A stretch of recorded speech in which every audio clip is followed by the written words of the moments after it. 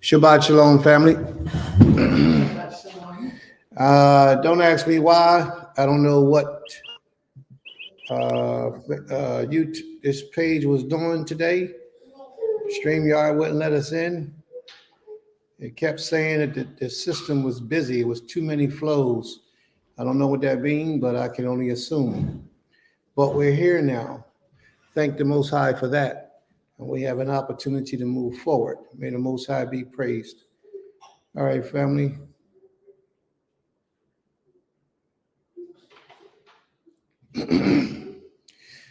Today's date is what? June 17th? Today is June 15th. Today is only the 15th? Or we in trouble? Yeah, we in trouble. Today only the 15th. Yeah. All right, we could deal with that. Today's date, June 15th, 2024. And we are building land at Temple Kephirim. We're going to move forward. At this time, we want to give everybody the opportunity to thank the Most High. If you're here on the side as a spectator through YouTube, please like, share, and subscribe.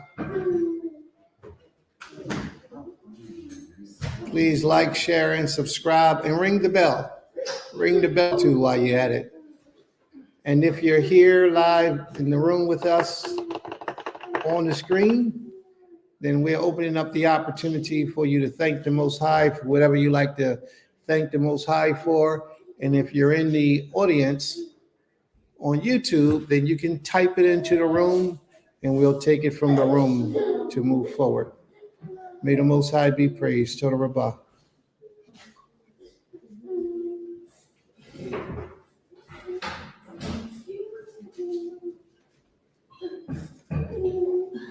Would anyone like to be first?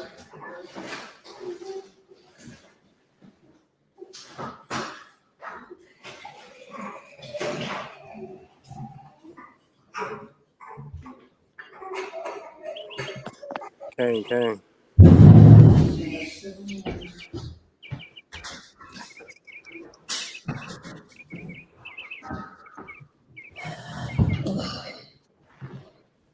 You got it, Ben.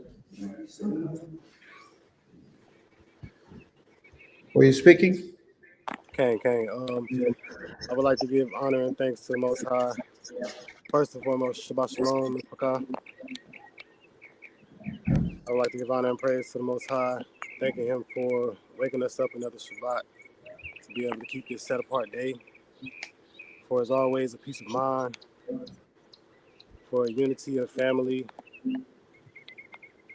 for the Most High always answering prayers and coming through on time, whether it's the time that we think that it needs to be, but just always showing up, always being there when we need Him.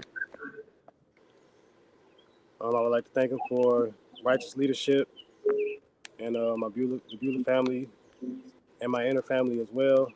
Aisha Mayaladim.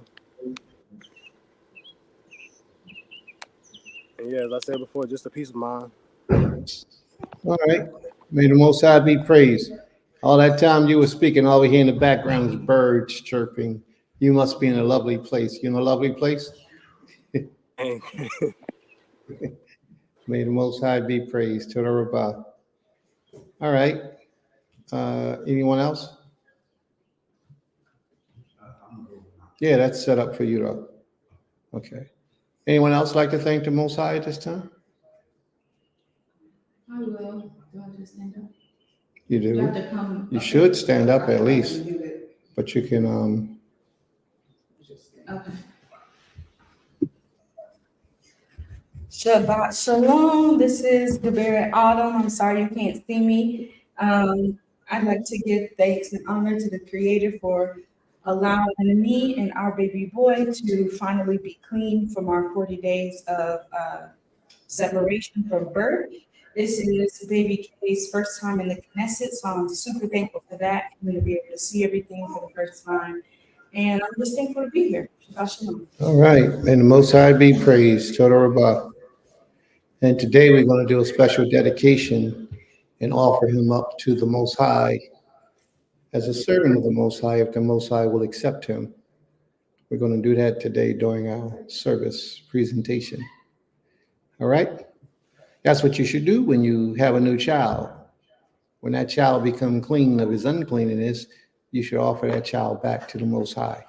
Just a way of saying thank you. All right? Anyone else?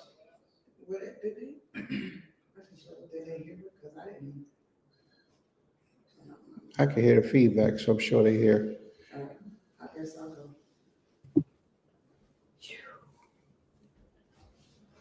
Excuse me, Gabby.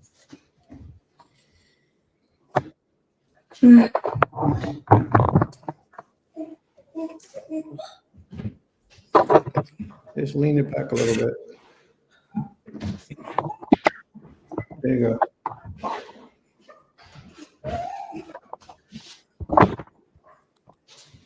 Shabbat shalom, everyone. Giving thanks and praises to the Creator for allowing us to make it through this week, allowing us to go through the different things that we had to go through, whether they were victorious, whether they were trials and tribulations, everything that we had to go through to get here today was counted by the Creator, and testimony of that is why we are here. Giving thanks and praises to the Almighty for all that He has brought us through, all that He has blessed us with. Thankful to the Most High for my parents. Thankful to the Most High. This coming Monday will be the 8th anniversary of my mom's passing. And so I'm thankful that the Most High has and continues to allow us to celebrate the life that she lived and the bountifulness of it. I'm thankful to the Most High for my father still being present with us and his health and his strength, and allowing him to continue to do the things that he was placed on this earth to do. I'm thankful to my husband. I'm thankful to him for his leadership and his guidance. I'm thankful to my family, those chosen. I'm thankful to my beautiful family as well. I'm thankful for today, especially for our baby to be able to be here through all the things that he had to go through, triumph through to be present on this day. So thank you for his presence. May the Most High be great and pleased with all of our efforts to commune together, to congregate, and to uphold His law, statutes, and commandments righteously. So Lord God, for all things and everything, may the Most High accept this thankfulness as a plea for gratitude and grace and mercy. Shabbat shalom. Shabbat shalom. Toda Rabbah, may the Most High be praised. This, would you like to thank the Most High?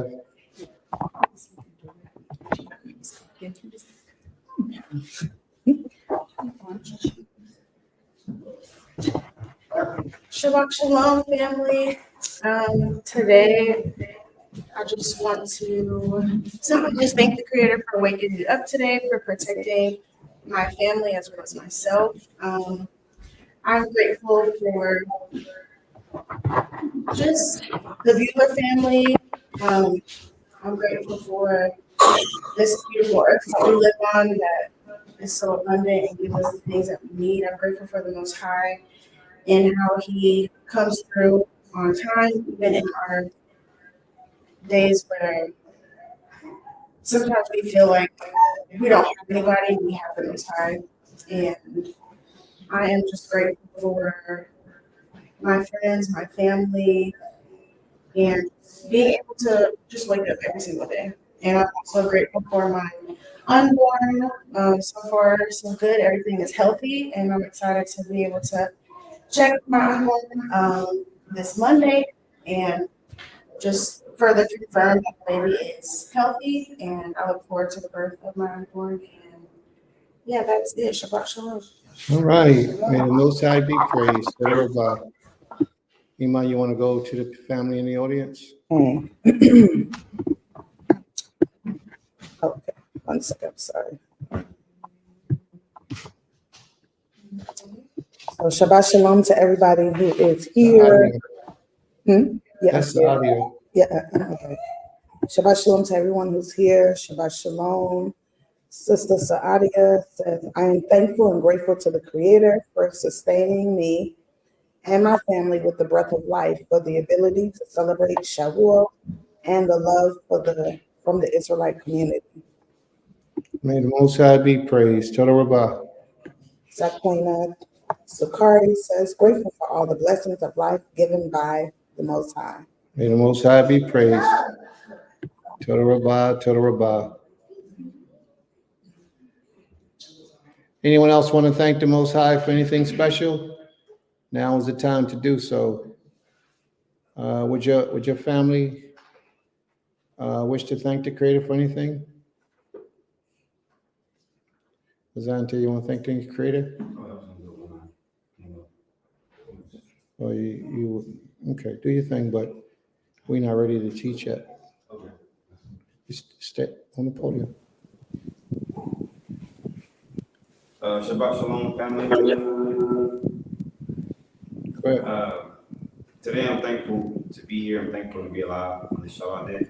I'm thankful for my family. I'm thankful for my Isha. I'm thankful for my children, my father.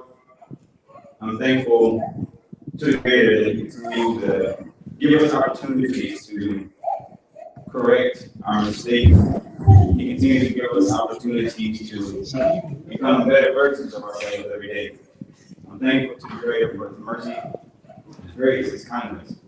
I'm also grateful for His discipline, His chastisement.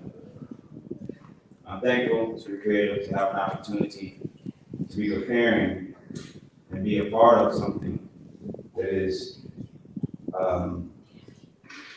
for the building of the Zion. So I'm thankful to be a part of that. I'm thankful for everything that I'm learning, everything that my family is learning, everything that we are all learning together as we are working together and striving to be the nation that the Creator is pleased with in His sight. So I'm thankful to continue to be here and thankful for, as Maisha said, to the Creator for His abundance. Here on Buteland, there's a lot of fruits and a lot of different things that are growing naturally. And I'm thankful for the Creator for that because He is truly our provider. The things that we truly need and the things that are truly necessities, He has already provided for us. And so I'm very thankful to the Creator for that. And I've never been able to see it in abundance until being here because you're living a regular life. You don't see fruit growing. You don't see any of these things take place in your regular city, your big cities, and that nature. So I'm grateful to be able to experience that, and it's bringing me and giving me an even better and closer understanding and relationship to the Creator. So that's everything.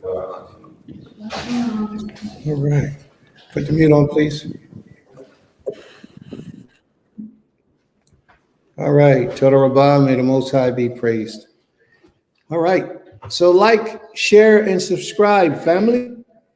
Like, share, and subscribe. Somebody check social media on my page and see if this is airing on my page, please. It's supposed to be on my page as well. All right. It's my turn. Like, share. Now, you know what? I got to mention this first because last week I went to a lot of people's page who be on this here right here on their Facebook, and I didn't see one person who shared the video on their page. Everybody gave us thumbs up and good points out, but nobody shared. Well, nobody that I saw shared the video on their page. Come on, family, we got to make this happen, not just for us, but for others as well.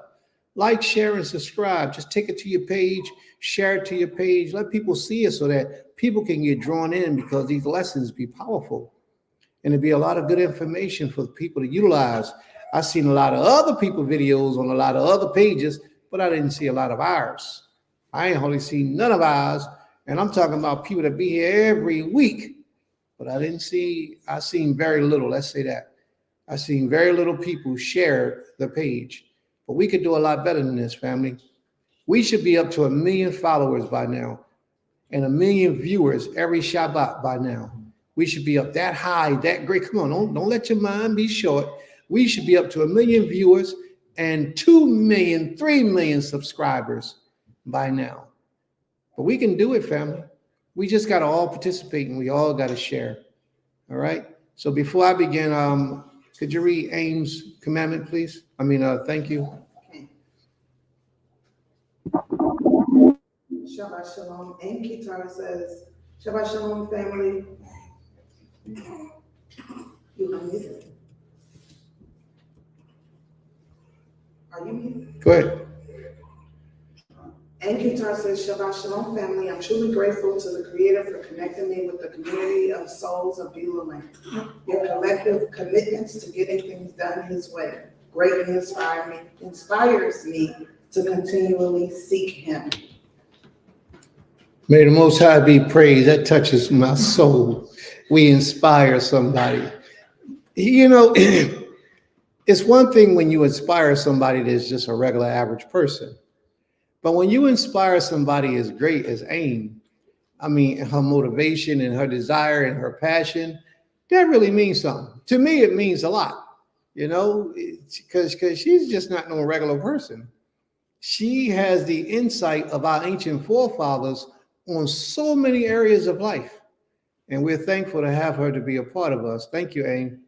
Greatly appreciated. May the Most High bring a million blessings upon your life, the things that you desire most. May His prayers be upon you, His blessings be upon you, and His joy and peace be upon you as well. Toda Rabbah. Yes. Shabbat, you can leave yours.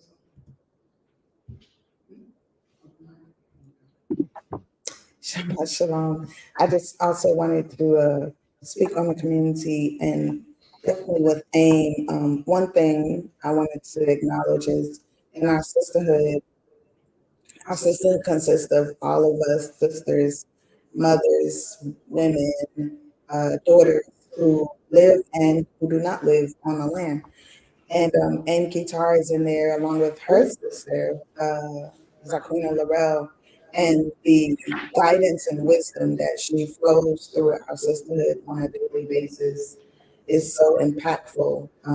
So many of the sisters are, remark on just her presence in there gives them the strength to, do better. So for her to say that we are giving her also the strength to continually seek Him is definitely humbling.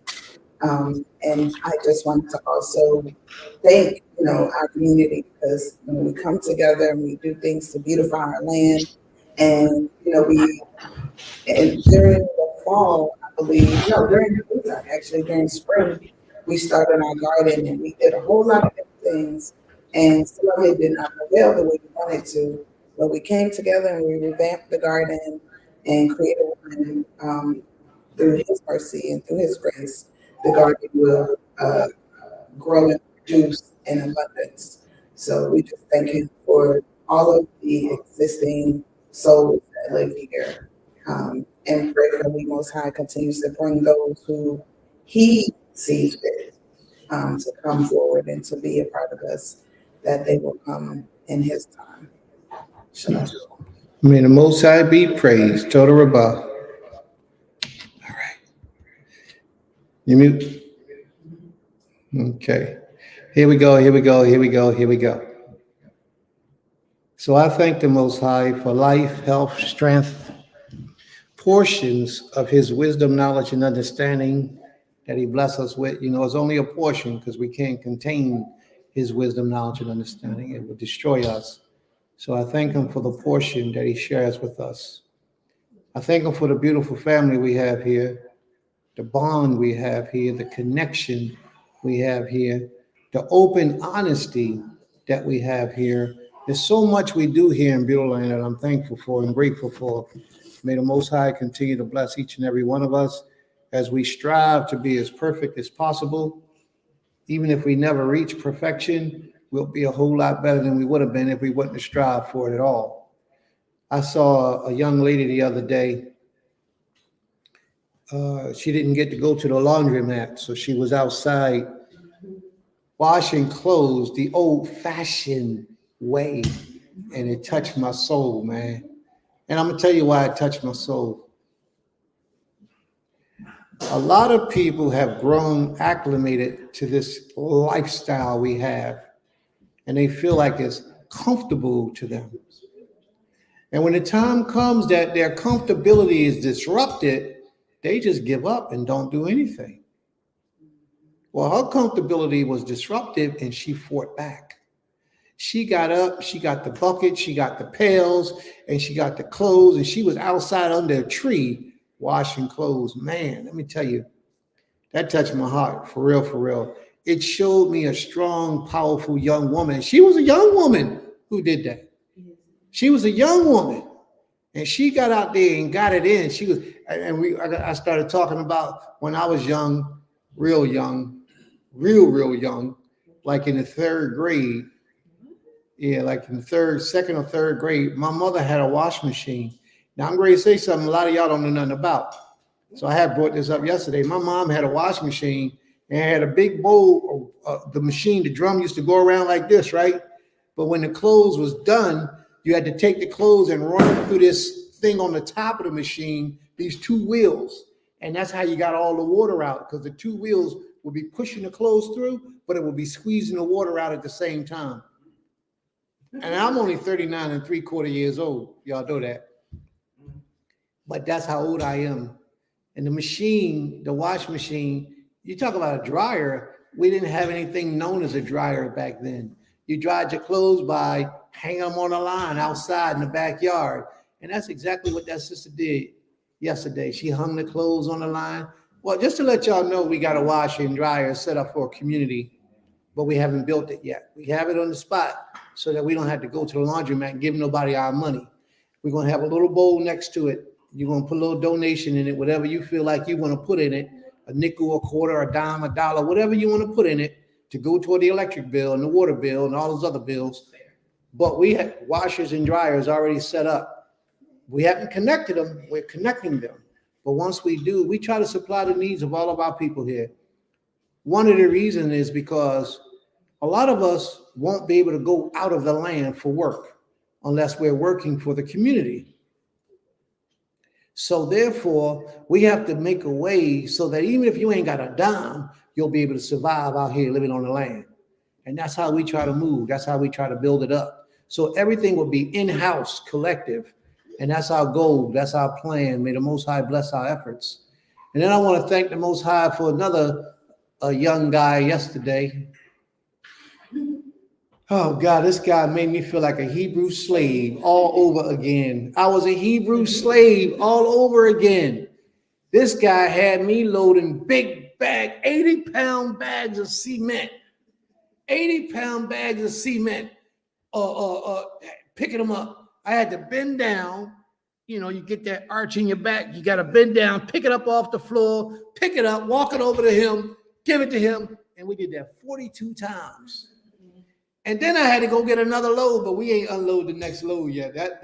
Yeah, we do that tomorrow. That was let me tell you something. He's sitting there smiling. He worked me like a slave yesterday. I mean, like I thought I was back in Egypt. I was like Kunta. Yeah. I mean, we was picking them up. And then after we did that, well, before we did that, we had to go unload the trailer. We got a cabin out here where we putting all this stuff in the cabin. So we had to go unload the trailer and put all the stuff in the cabin. Oh man, he was working me yesterday, boy. And look, and then the last bag, it was the very last bag, right? The very last bag to put it up. Still thinking the credit, y'all. Taking the credit. So I said, man, this is the last bag. I could take me a break.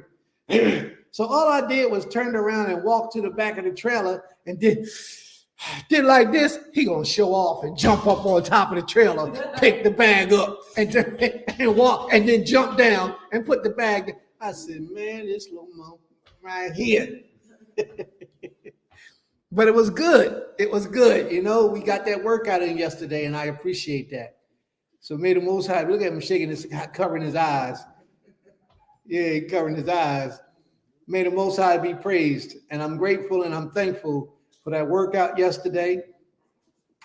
I'm grateful and thankful for the family and all that the Most High has brought to us.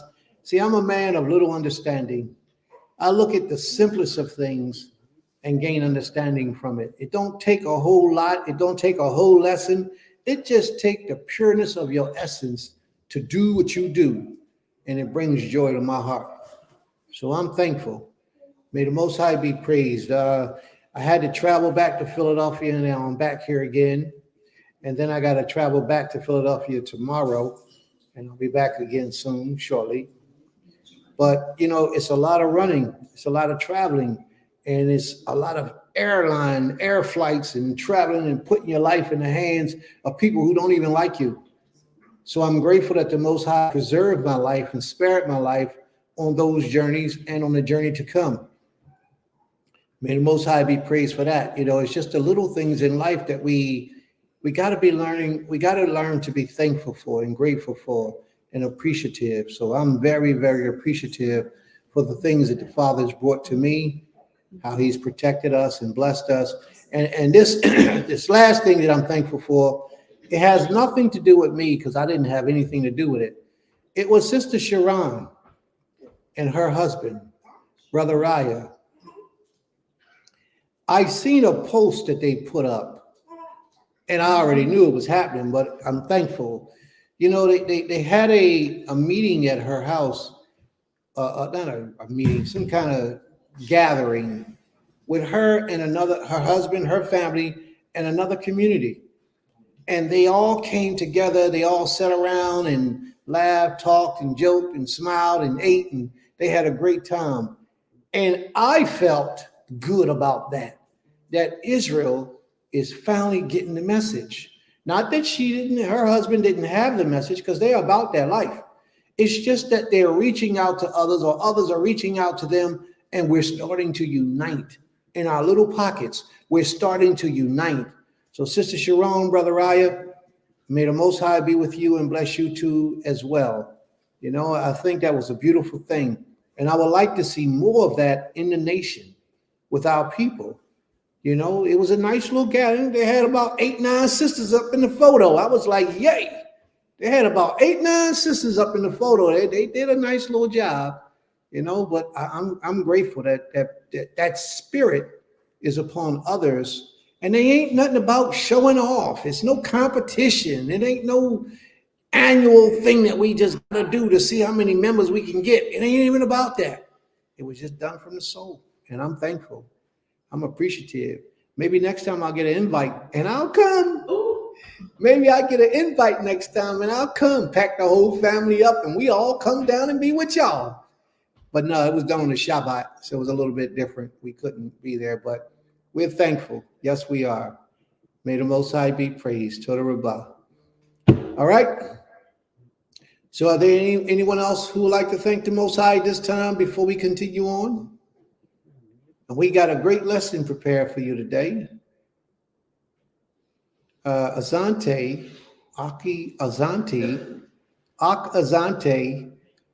Beulah Land at Temple Kepharim will be coming up today to do a presentation.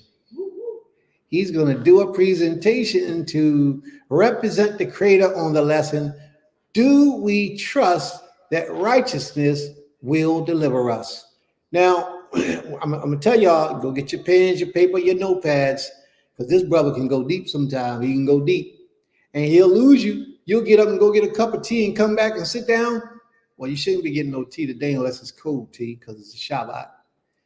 But you'll get up and get a cup of tea, come sit back down, and he be somewhere else real deep, and you be like, well, he was just talking about dogs, cats, and frogs.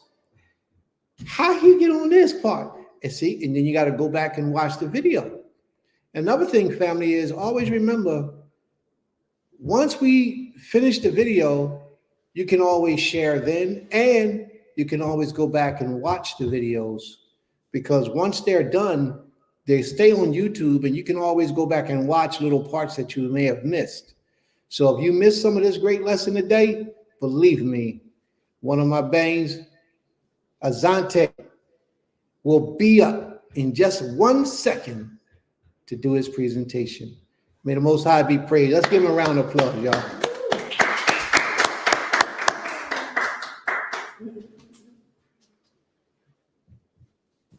You want to turn your mic there? Shabbat Shalom, family, everybody. It's good to see everyone again.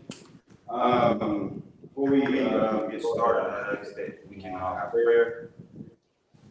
So those of you that are with us, you may stand and face the peace, preserve others, and that is for you.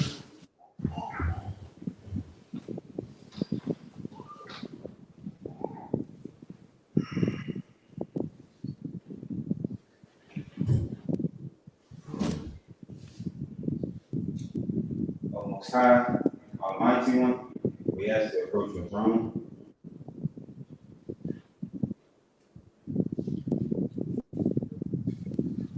Baruch atah Yahweh Sebaot. Bara Hashem Haaretz. Elohim Shel Abraham, Yitzchak, Yaakov. Eloheinu Ba'al Kadosh Echad Yitzchak. Elohai Bish Asher Natan Haruach Yom. Blessed are you, Yahweh of the armies, creators of the heaven and the earth. The Elohim, Abraham, Yitzhak, Yaakov.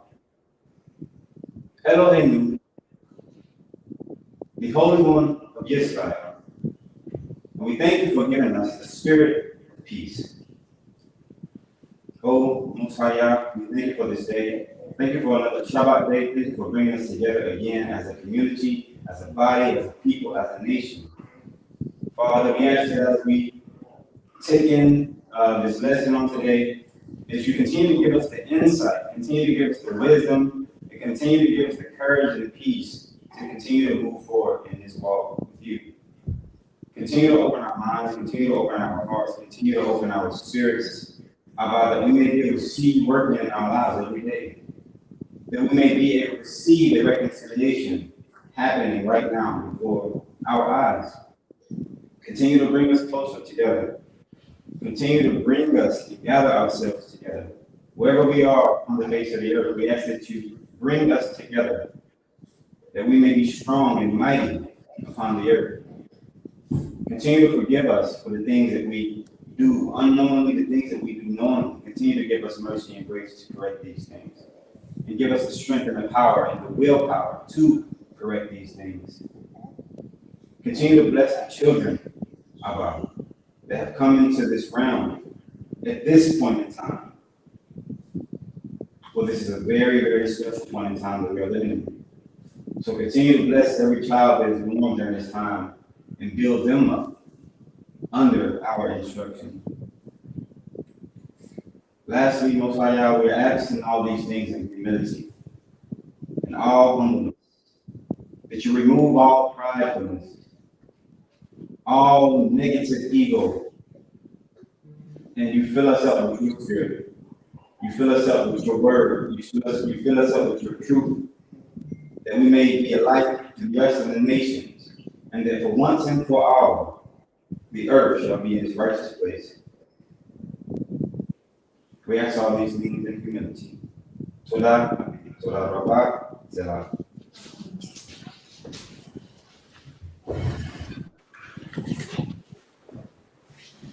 All right. So today, I'm not going to be as much teaching because I don't see myself as of yet to be a qualified teacher in a sense. And the things that I'm going to go into today, most of us we already know. So I'm simply here just to bring a reminder of who we are and of the things that we already know. About a week ago, my Abba, Prince Israel, he asked me to come and speak on the Shabbat day. And I did not know what to speak on. I didn't know. I had no idea, no understanding on what to bring out. And so as I meditated throughout the week, there was something that came to me. And I don't know. And during this conversation or this lesson or this presentation, I would like for anybody that has anything, please comment, please. This is a conversation. But as I was reflecting this week, there was something that came into my spirit. And it was a spirit I sense that there is a spirit of heaviness or a spirit of weariness that is trying to implement or trying to infiltrate the kingdom of God. And I don't know who all can attest to this, but I just know that we are approaching a place where some of us may have been feeling a little bit weary with where we are in life, a little bit of tiredness, a little bit of, whether it's with work, whether it's with this walk, whether it's with just when are things going to change for me. But I'm here today to just remind us that we must not be weary in our well-doing, and that we must trust that righteousness is going to deliver us in the end. So today I just want to share a few scriptures with you. It won't be too many. I want to share a few scriptures, and then I want to share a few of my own personal experiences that I've had in my walk with the Creator. So today let's start out. The last time I spoke, I was in the book of Proverbs, and I want to return back to that place, starting out Proverbs chapter 11. So we go to Proverbs chapter 11.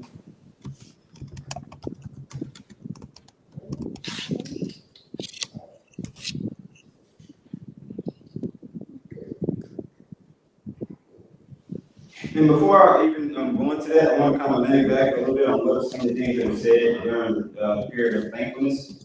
And I do also want to say that, it is a blessing to be here on Mule Land, but also like Prince was just saying about the young lady that was washing her clothes up under the tree. Sometimes we can get so caught up in the present world that we live in that we do sometimes forget that, this may not always be. This will not always be. And we have to not be so attached to the things of this world that we lose sight of the things that the Creator has already given us. Like I was saying before, I have never seen so much fruit, so much natural berries, natural, fruits growing on trees, natural herbs growing in the ground. I've never seen that until I was here, And so, if we really just take a step back from the world that we're a part of right now, the world that is around us right now, and we take a step, take a second to sit back and just observe around us, we'll see that, there's so much more to the Creator that we still have to learn about. We have to be in a mentality or in a mindset to where if all else does fail, and we do have to go into a wilderness type of state, that we don't repeat the cycle of our forefathers and foremothers, right? So I did think that was a powerful point to bring out, because we must always be ready for any circumstance, but also trust that our righteousness will always deliver us. As long as we're doing things correct and righteous in the sight of the Creator, He's going to always provide. It's His job. They do. I thought about that this morning. She said, clothes smell the best when they are dried outside. And I thought about that this rising. So, yes, ma'am. But at the same time, what I'm getting at is the simple fact that we have the things that we need if we just take a look around. We just step back. Sometimes we're in a place of weariness because we don't, we're in a place of discontent. And sometimes we have to be in a place of being content so that we can at least recognize what's around us, be grateful for what's around us, and see how we can now build a little bit further. So that's all I'm going to touch on that point. We're going to go to Proverbs chapter 11. And I'm going to start at the top. It says, a false balance is an abomination to the Most High, and a just weight is His delight. It says, when pride cometh, then cometh shame, but with the lowly there is wisdom. The integrity of the upright shall guide them, but the perverseness of transgressors shall destroy them.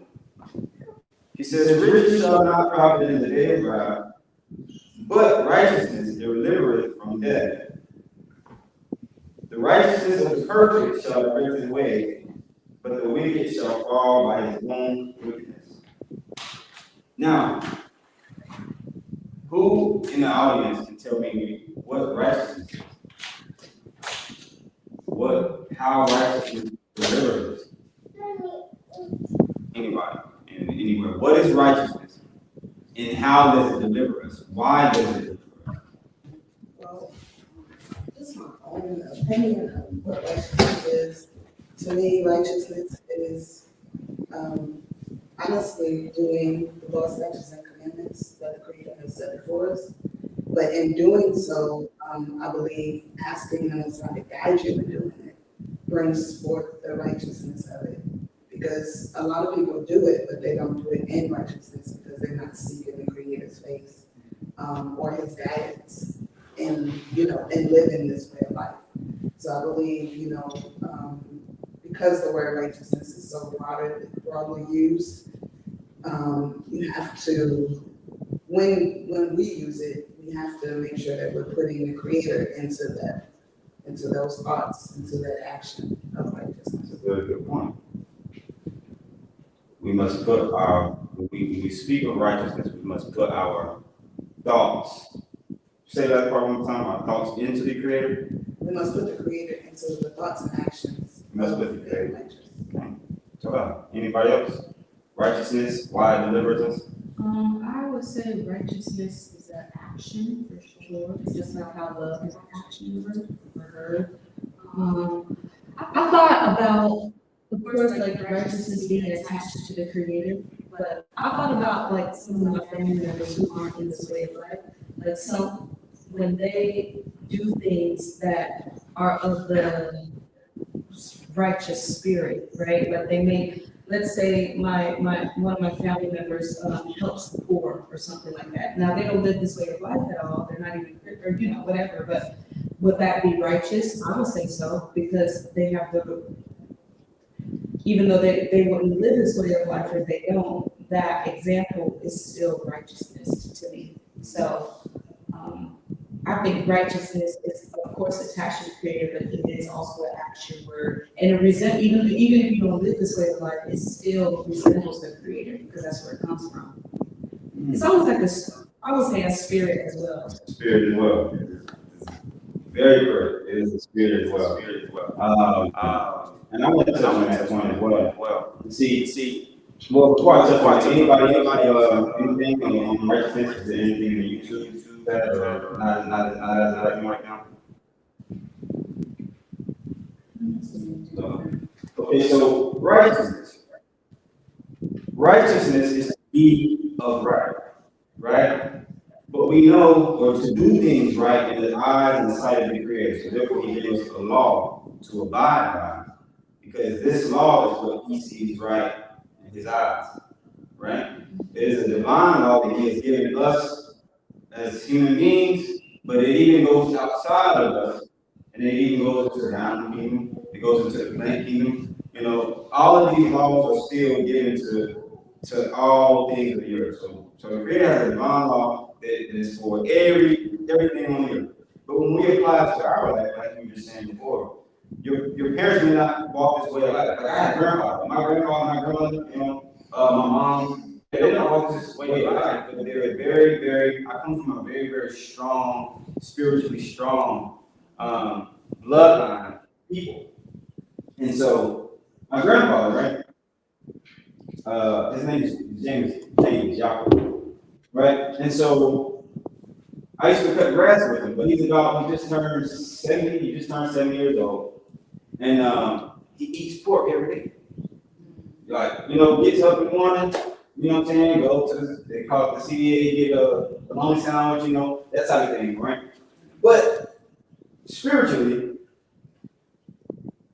most would see him as a righteous man because of how he carries himself, because of who he is as a person. Now, you can be righteous in the spirit, but still be unrighteous in your body, right? But it's our mind and our body have to be one. You know what I mean? Our mind and our body has to be one. So now, being spiritually righteous will deliver you from things spiritually.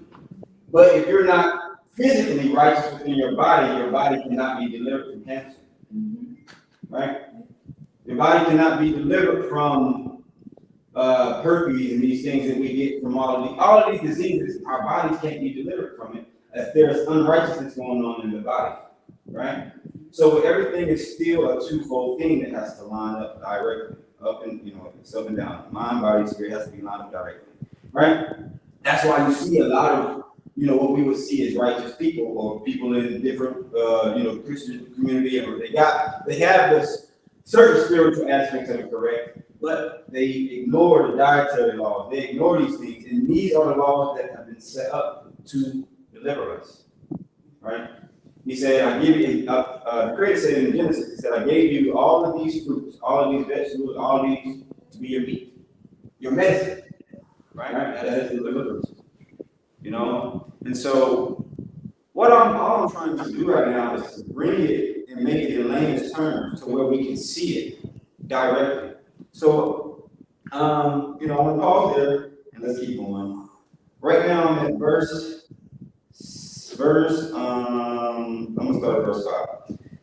It says, the righteousness of the perfect shall direct his way, but the wicked shall fall by his own wickedness.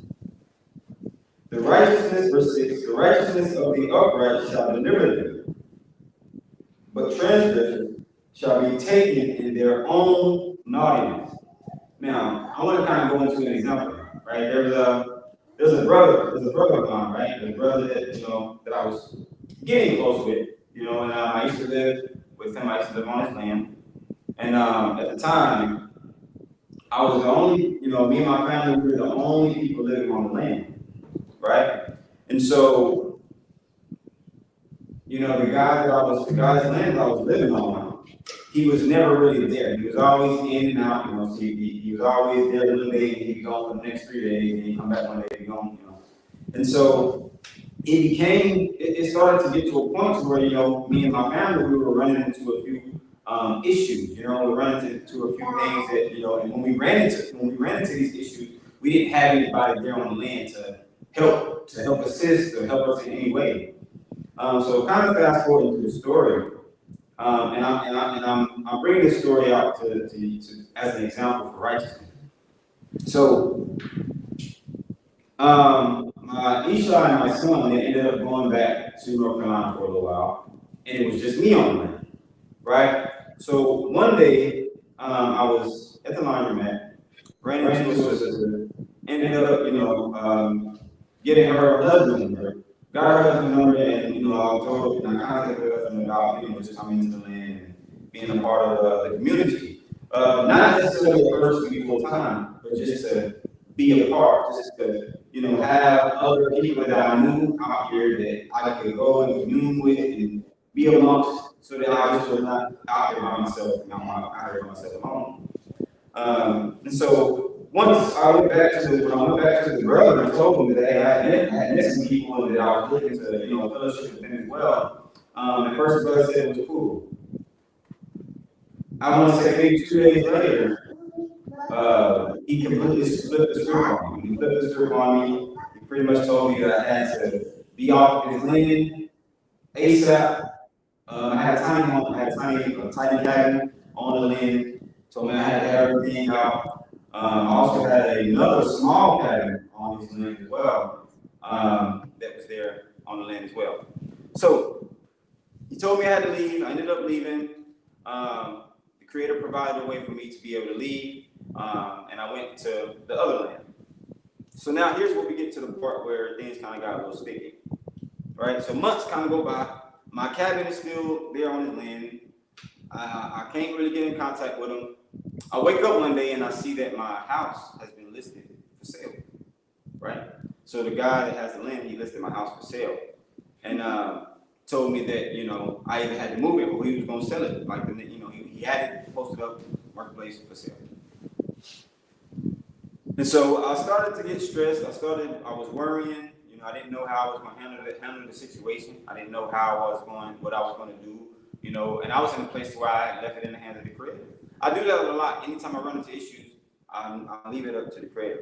And so fast forward a little bit more, we finally get to the point that people kept trying to come and get the building, because I called the people and said, hey, I'm no longer staying here. I need y'all to come and get the building, right? So once the guy found out I was trying to get the building, he changed the lock on me, right? Changed the lock, so now I can't get in. I can't get the building. Nobody can get it. We can only do things on his time. right? So, all right, cool.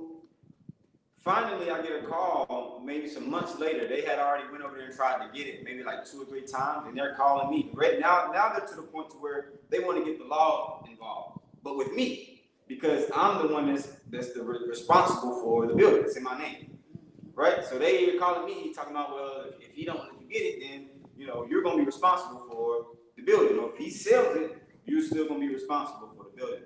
So now I'm in a place of like, there was a little bit of a rage that was starting to build up, because like I said, I had strived to be as good and as genuine, as pure to this brother as I could, And so when he kind of flipped the script on me, it kind of made things, a little frustrating for me. So let's keep going. I finally get a call, and the guy's like, hey, we got to come and get this building today. If we don't come and get this building, we're going to have to get the law enforcement involved, right? Then he tells me that there's another building that my other building that I had on the land, it was also still in my name, but he told me maybe like 2 years ago that he had transferred into his name and that everything was cool. He took it over. So I thought I only had one building in my name, but I had 2.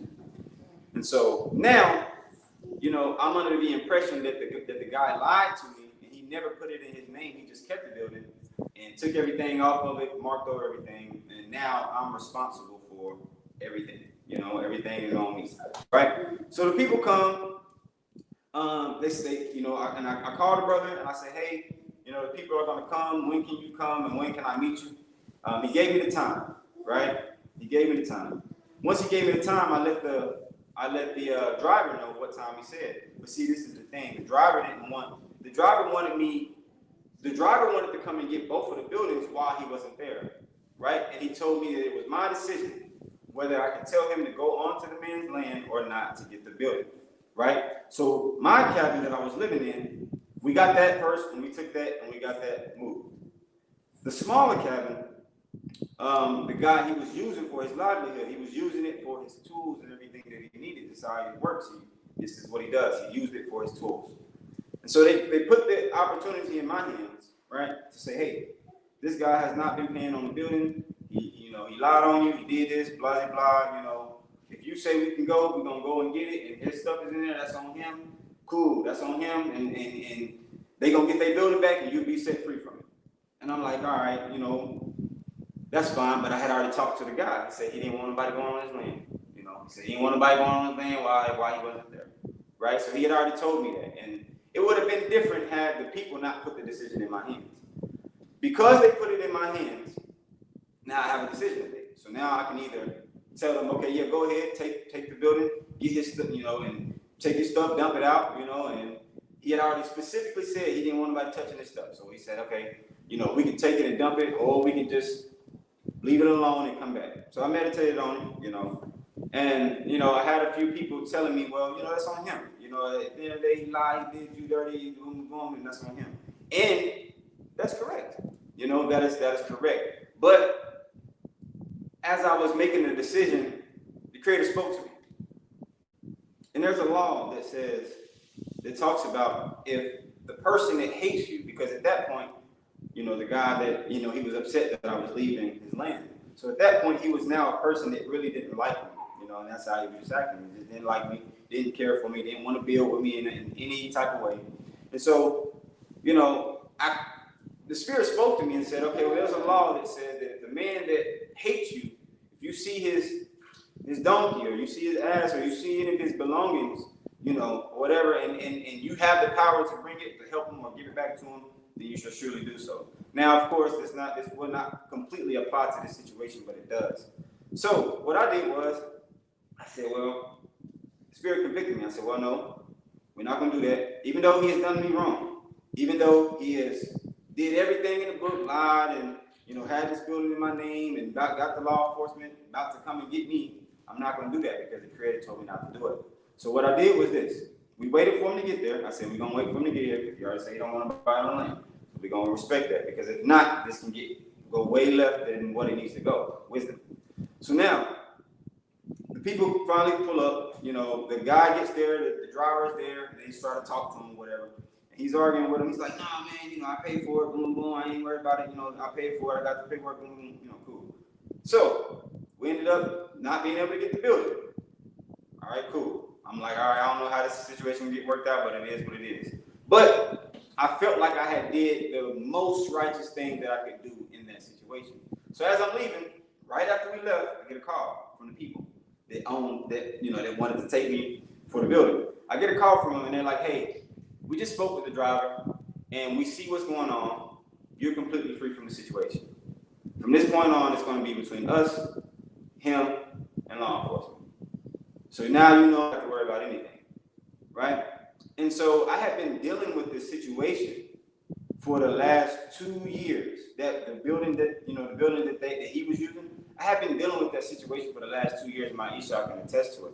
That it was causing me a lot of stress, a lot of different things that I was feeling about the situation. But because I handled things as righteously as I could, the Creator delivered me from it. And I didn't have to do anything. I didn't have to lift a finger. I didn't have to lift a hand. I didn't have to do anything except give it to him, do what I know I'm supposed to do to the best of my ability, and he created freed me from the situation. And I was able to get my cabinet over here to where I am now, and I was able to get myself free from the other situation. So I'm bringing that out just to show that, anytime we handle things as righteously as we can, even when we feel like the person has already done too much wrong to me, what they get is what they get. It's still up to the Creator to extend out that vengeance, right? There's one more thing I want to kind of point out, and this is a different situation. But before we go there, I want to keep reading in Proverbs 11. So now I'm going back to verse 7. So excuse me if I jump around a little bit, try to follow me as best that you can. Verse 8, it says, the righteous is delivered out of trouble, and the wicked cometh in his stead. So now the Creator had just delivered me from the trouble that I was in. And now the brother was now then just placed in my same situation. So now it ain't me, them in the law, it's him, them in the law. But these things can only take place when we do things as righteous as we can. As when we try to remain as pure as we can in any situation that we are in, right? And this is just in life. Anything that you're going through, don't allow it to overtake you. Don't allow it to overcome you. Don't allow it to change your essence and what you know to be pure. You have to remain pure at all times, and the Creator will see that. Of course, we can. This is the thing about the Creator. When He sees us trying to go to the highest extent of the law, especially the things that deal with morality, the things that deal with how we deal with each other, He pays very, very, very special attention to that. Of course, He pays attention to the dietary laws and things of that nature, but He pays very close attention to how we treat each other, how we speak to each other, how we handle situations when we are being done wrong, because the Creator is very long-suffering with us in the things that we have done to Him. So He pays very close attention to how long-suffering we can be with other people, right? Because we're supposed to be representatives of the Creator, right? So we have to display the same things that He displays to us. And when He sees that, He's pleased, and He'll deliver you from the trouble that you're in. So now, let's say about 3 years ago when I met my Isha, right? I had twins on the way. I had one son already, and then I had twins on the way when I met my Isha, right? I was out, kind of bumping my head a little bit, you know how it goes. But I had 2 children that was on the way, twins. And their mothers at the time, I was getting a lot of threats. I was getting a lot of, you're not going to be able to see them. You're not going to be able to see your children. There was a lot of unrighteous things that was taking place in the situation. But I trusted the Creator through everything. So now I'm going to show you this. 3 years ago, the Creator told me this. Maybe 4 years ago. He said, one day you're going to be living on land in a Hebrew community, and you're going to have all your children are going to be living with you on this land. Now, this is all before my children was born and everything like that. This is all before that. The Creator told me I was going to be living on land, that I was going to be in a Hebrew community. All my children were going to be with me. That we were going to be growing our own food. We're going to be doing all these things. He told me this 4 years ago, 3 to 4 years ago. So like I said, when I met Maisha, I had children, right? Now my first son, you know, I always was able to get him, but my twins specifically, I was never able to get them when they first was born. It was always an issue. It was always a problem. It was always threats with this. It was always something. Anytime I would try to get them, something would happen to where I couldn't get them because of the situation that my children's mother was in. So I was never able to get them, you know, and there was a lot of things that went through my mind at that time, you know, because a lot of times she refused me to get them. A lot of times the situation she was in, the people she was living with, refused that they didn't want me around my kids. They didn't, you know, I couldn't be around them, period, right? It was always an issue. When I used to try to go and pick up my twins, they used to threaten to call the police on me. Say if I come pick up my kid, they're gonna call the police on me. So what I did was I left it alone. I went before the Creator. Now, when everything was taking place at first, I wanted to be, you know, macho, and I'm like, okay, cool. I want to take you to court. I'm gonna do this, and we're gonna do this. We're gonna do this. But for me, intuitively, I already know how the system is set up, and I know that the system is already corrupt. So I knew that I could not go to the corrupt system, or I couldn't go to the corrupt judges to judge this matter. I had to go to the Most High Judge, right? So I went to the Creator and I prayed to the Creator, and I said, Creator, you promised me that my children was going to live with me. You promised me that I was going to live on land. You promised me that, you know, I was going to have a family, that I was, you know, all of these things, and none of it seemed to be going that way.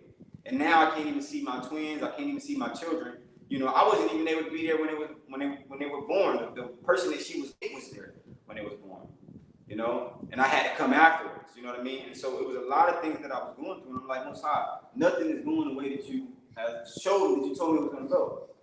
Right? So then he convicted me again and said, well, be patient.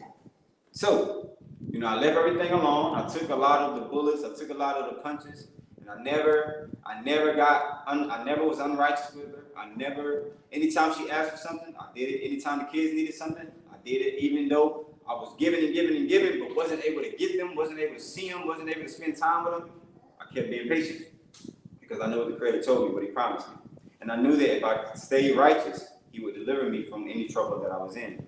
So now, fast forward maybe like a year, 2 years. This was like 2 years. It was like 2 years. It was about 2 years before I even started to really get them for real. And now, here I am today, on land. One of my twins is sitting with Princess Medaya right now. I don't know if y'all can see. Can they see on the screen? Yeah, That is one of my twins, Gabriella. And then her brother is sitting over here, Gabriel. He's sitting over here right now. And so, again, one day I get a call saying, hey, I can't do it on my own. I can't do it. I need a break. I need you to get the kids. I can't take it. And here they are, you know. And so, I'm only here today just to, like I said, I'm not here to teach. I'm here to just share a little bit of my story. I'm here to share a little bit of my experiences and bring a reminder that the Creator will always defend you if you allow him to. But the moment you put your hand on it, he take your hand off. Right? And the moment you put your hand on it, he gonna take his hand off because it's like you got it. Just like, you know, if you're trying to help I'm trying to help my kids and I got it, all right, go ahead, you know. And what I've learned in my walk with the Creator is that all we have to do is be righteous and trust in him. Even when I didn't have food, even when I didn't have, you know, because the Creator, he works through everything that is living. He works through people. He works through animals. He works through the plants. You know what I'm saying? He works through everything that is alive. And so, if we can just stay focused on him, not be weary in our well-doing, he's going to provide everything that we need. You know, but we have to stay focused. You know what I mean? We have to stay grounded. We have to stay rooted. We have to stay in that state of knowing, right? So now, keep going a little bit. I got one more story to tell. But like I said, you know, all praises to the Creator that my children are here. And my first son, you know, his mother is ready for him to come and visit as well now. You know what I mean? So even in this walk, you know, let me say that too. Even in this walk, I've always been striving to serve the Creator, to live the Hebraic lifestyle. And so my children's mothers, they didn't really understand it, you know? Like they talked a lot of junk and a lot of things about me and, you know, different things about my walk, you know, how it goes. And it was cool. But now, as I stand here today, they're like, they need to be with you because I know they're learning how to garden. They're learning how to take care of animals. They're learning how to serve the Most High. And these are the things that they're saying to me. Even though they realize they not walking it, they're like, my children, your children need to be there. They need to be doing it. They need to be learning it. And I'm thankful for that. You know what I mean? I never went back and forth. I never did the whole argument thing. I never did the whole, I'm coming over there. I never did any of that because I already knew where that would lead to. I already knew if I was to try to take, I knew for me, I can only speak for me. I knew that if I try to take was to go to court, that I would most likely lose it and be in a worse place than what I was had I just take my hands off of it and said, Most High, all right, you got it, do your thing. Right, so let me read this verse again. Verse 8 of Proverbs chapter 11.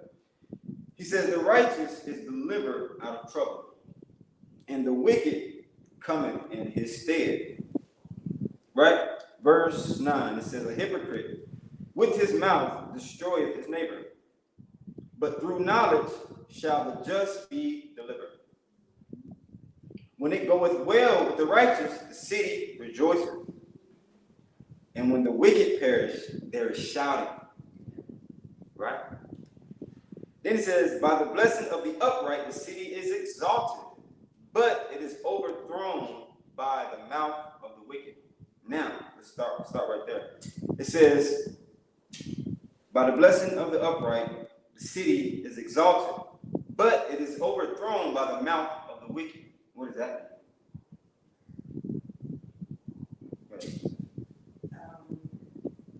Just from, I guess, my interpretation, it's basically saying by the blessing of the upright, that means those who walk upright, those who are walking in the stead of the Creator. The city is shown in its eliteness and its proudness, but it's overthrown by the mouth of the wicked. So that's the surrounding people. So those who are, or even it could be internally, because you have wicked people within our nation, within our communities. So if the wicked are, because it's something about wickedness. More people band together to do wicked and unrighteous acts. And so the more of those people that gather together, they can bring down your community, your city, your nation, because they are larger in focus, and they're not only do they bring the wickedness amongst you, but they bring it amongst those that are outside of them too. And then the Most High tells us, he tells all of us to get the wickedness from amongst you. So if you don't do that, and sometimes that means removing yourself from that, then you basically are giving your hand over to the wickedness. Because the wickedness, a lot of times, it's like a cancer. Once a cancer gets in your body, it starts to attack all the positive things in your body. But if you don't do the things in your body to kill that cancer, it's going to take over. Right. It's the same thing. Dang. So that, anybody else? Anybody else? I just thought of, I think it's interesting that the second part of the verse, but it is overthrown by the mouth of the wicked. It's interesting that the wicked uses their mouth There you go. to overthrow, like do all that talking and stuff, but the righteousness is their actions. Right. But they're both actions technically, right. you know, but it also makes me think of the city that was destroyed by fire. Sodom and Gomorrah, yeah, because so that city was established by wickedness and all the people in it and their actions. But this verse is also saying the opposite too can happen. Like the city can be established or exalted by the righteous, their actions. So it just depends on who is there. Right. You know? Right. Is there any comments? Anybody else have anything before I give before I say my piece on it? Because I do want to stick to the mouth part. Right. It's very important. Our audience member just said, that's removing the evil is important. And sometimes it's about removing yes, it is about removing the evil, but this is the thing. It says right here that by the blessings of the upright, the city is exalted. What is a blessing? When a blessing is a gift, but also like when I just said my prayer. The first thing I said is Baruch Atah, the Most High, right? In Proverbs, when we go to Proverbs, real quick, can somebody grab me Proverbs 18 and verse 21? Proverbs chapter 18, verse 21. The verse we just read for the audience, verse that we just read was Proverbs 11 and 11. It says, by the blessing of the upright, the city is exalted, but it is overthrown by the mouth of the wicked. Keep that in mind. So now let's go to Proverbs 18 and 21. Somebody. I got it. All right. It says, death and life are in the power of the tongue, and they that love it shall eat the fruit thereof. Okay. So it says, death and life. Life and death is in the power of the tongue. We don't understand that for us to be created in the image of the Creator, He has also given us the ability to create through our words, right? Through our blessings to the Creator. This is the problem. This is why a lot of times things get overthrown by the wicked. Because the wicked is more diligent in their prayers and their words and their talking than the righteous. Right? And we're already, and people that are striving to be righteous, we're already a remnant of a remnant. So we're already a smaller number. So our praises and our blessings have to be 3, 4, 5 times as much as the wicked. Right? So if we're not praying daily without ceasing, if we're not speaking life over the land and over the things around us without ceasing, the wicked is always going to overthrow us just by their words, because they're speaking the stuff that they want to be existent. They're speaking it, but we're not really speaking these things over ourselves. We're not speaking to the Creator saying, hey, we're ready. Bring your kingdom here now. Bring your kingdom here now. If we woke up every day and said, bring your kingdom here now, we would see a change, you know? And so sometimes we just, let me say this too, this is something else I realized. And I brought this to my attention last night, right? Because in my life, like I was just saying, my grandparents and my mother, my father, I come from a very strong lineage of spiritual people. But I never seen anybody in my life really have any finances. I never seen anybody in my life really speak about finances, right? So in my mind, subconsciously, I never spoke financial wealth over myself. I've never seen nobody do it. I've never done it. But what I did say is I was going to be living on land. I did say that I was going to have all my living on land. I did say I was going to be a part of a Hebrew community. I spoke those things, but I never spoke financial blessings over myself. You know, I never prayed to the Creator for those things. You know, and I'm realizing that, you know, sometimes we don't have certain things because we're not putting it out in the atmosphere. You know, if we want Yah to bring His kingdom down, and we want Him to do it expediently, for one, we got to get in line, we got to get in the coordinates, but we got to keep that on the forefront of our tongues. You know what I mean? So that it overpowers whatever the wicked are saying. Whatever energy they're putting out into the environment is being overpowered by the righteous energy that's being put out. You know what I mean? And so, you know, I when I read that, I thought that was a good point, because, like I said, we have to be able to speak life. And like I said, there was a spirit of weariness that has been trying to infiltrate the people of Israel, because we are getting close to that threshold. We are getting close to that gate or that crossing over. But we have to endure through it. We have to stay strong in it. We have to continue to move forward as a unit, as a community, as a body, as a nation. And we have to be closer than we can be. We got to continue to bear each other's burdens. We got to continue to lift each other up, continue to pray for each other. All of us are in some type of situation that can, if we allow it, cause us to grow weary of it. Right? We're all doing something right now that can seem, if we view it that way, as a burden. We're all doing something right now, and what the Creator wants us to do is stop thinking about whatever we're thinking about and just can simply be content and keep doing what we're doing. Keep doing what you're doing. Keep getting better at what you're doing. Keep getting better at serving the Most High. Keep getting better at keeping his laws. Keep getting better at at taking better care of your body. Keep getting better at being a better friend. Keep getting better at being a better brother. Keep getting better at being a better father, a better mother, a better sister, better husband, better wife. These are the things that we have to keep in our minds and be focused on, right? So now back to Proverbs 11. I'm almost finished. Verse 12. It says, "He that is void of wisdom despises his neighbor, but a man of understanding holdeth his peace." He that is void of wisdom despiseth his neighbor, but a man of understanding holdeth his peace. It's hot outside, y'all. During this time of the year,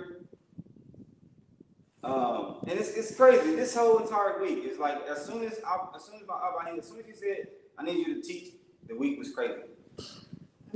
It was hot, people get, when it's hot, you get agitated easily, they get irritable easily. I was at work yesterday, a girl walked out, she got irritated, walked out, left me and the other guy in there, it's just me and him. It's just, this whole entire week has been, if I would have allowed it to be, it would have been very stressful, it would have been very, I had a few moments where people was coming at me a little bit, but I had to use wisdom and I had to hold my peace, right? We have to be able to hold our peace even when we know that we may be right in a situation. Even when we know that the person is wrong and everything they're saying is wrong, we have to be able to hold our peace. That's wisdom, right? Verse 13, I'm almost finished. It says, "A talebearer revealeth secrets, but he that is of a faithful spirit concealeth the matter." We must be trustworthy, right? He that is verse 14. "Where no counsel is, the people fail, but in the multitude of counselors there is safety." Right? We were talking, there was a lesson that was brought out when we were talking about the things that women dislike, or some things that they have seen or concerned about when it comes to Israelite men or the so-called black men. And we were talking about counselors. And I would say that, in this state of my life right now, I've never had as much counseling as what I have right now. And it has changed my mentality. It has changed my essence. It has changed my spirit. It has changed everything about me as a whole. Counsel is very important. And having a right counselor is very important, as a people. So if you have righteous counsel, don't be afraid. Don't be ashamed to go to them and say, "Hey, I need some help. Hey, this is what I'm thinking. I need some advice. I need, these things." We have to be there for each other. Now, from here, I would like to there's another scripture that I would like to go into, and this is going into,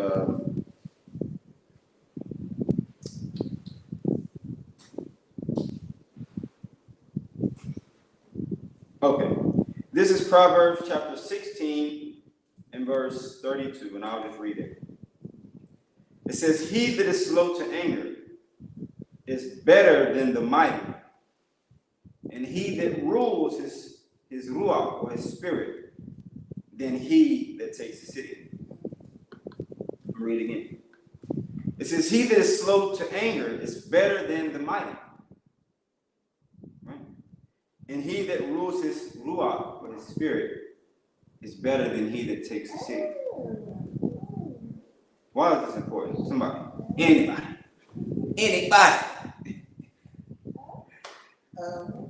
To Wow. me, it's important There you go. because, especially the beginning of that verse, when it says 32, "He that is slow to anger is better than the mighty."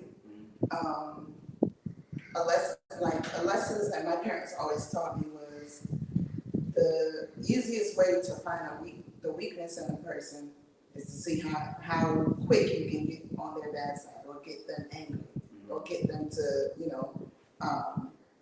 get out of their space. So, like, this is this proverb, not the most high, but is telling us, "He that is slow to anger." So when you can control your anger, it's harder for somebody to, point at you and constantly poke you.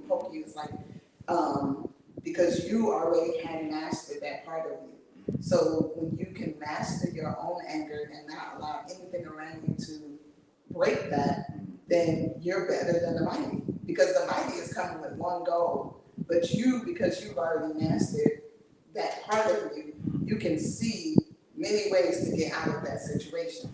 Most people can't do that. When you're at war, most people aren't thinking with many different thoughts. They're thinking with one thought, Right. and most of it is from anger. Because, like, if you look at a lot of different just war stories, most of the people that's fighting are coming in anger. It's not training. It's not thought put into it. Because in my understanding, when you are in war or at war, you have to have strategy. So, I look at that as in that way. And then our part where it says, and that ruleth his spirit, is the same thing. Like, you're ruling your spirit. So if you rule your spirit, then you are going to be slow to anger. Because you've already you've already mastered that part of you. Then you can take it over a city as one person or as many people. Right. But with that mindset, and when you attach yourself with like-minded people, then yeah, you can take over the city together. Okay. Is there anybody else that has something on that subject? Anybody else? Why is being slow to anger important? For a person being able to rule over their spirit?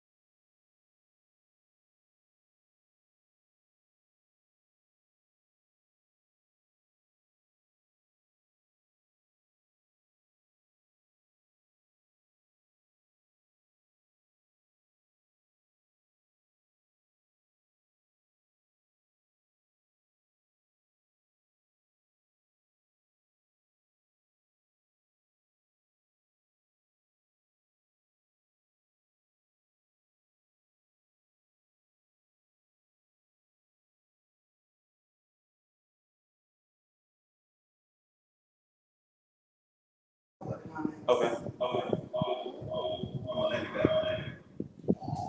Sister Saabia said, we make bad choices when angry and big choices with massive repercussions. Say that word. Read it one more time. I'm sorry. She said, we make bad choices when angry and big choices with massive repercussions. That is very true. And the reason that is because this is what we don't understand about anger. This is what I'm learning. And before I respond to, let me back on what I was saying. One of the hardest things to do as a person is to overcome anger. Anger is one of the most powerful forces that there is known to man. But here's the thing about anger. If you can harness and channel your anger, okay, let me put it to you like this. I don't know if anybody's seen the Avengers, right?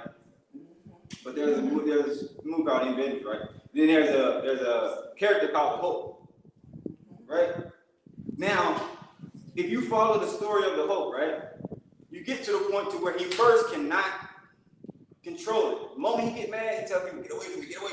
You know, because he can't control it. So he's telling people, get away from me, boom, boom. The moment somebody can bump into him wrong, and here you go, he turned into a Hulk because he was not able to master it.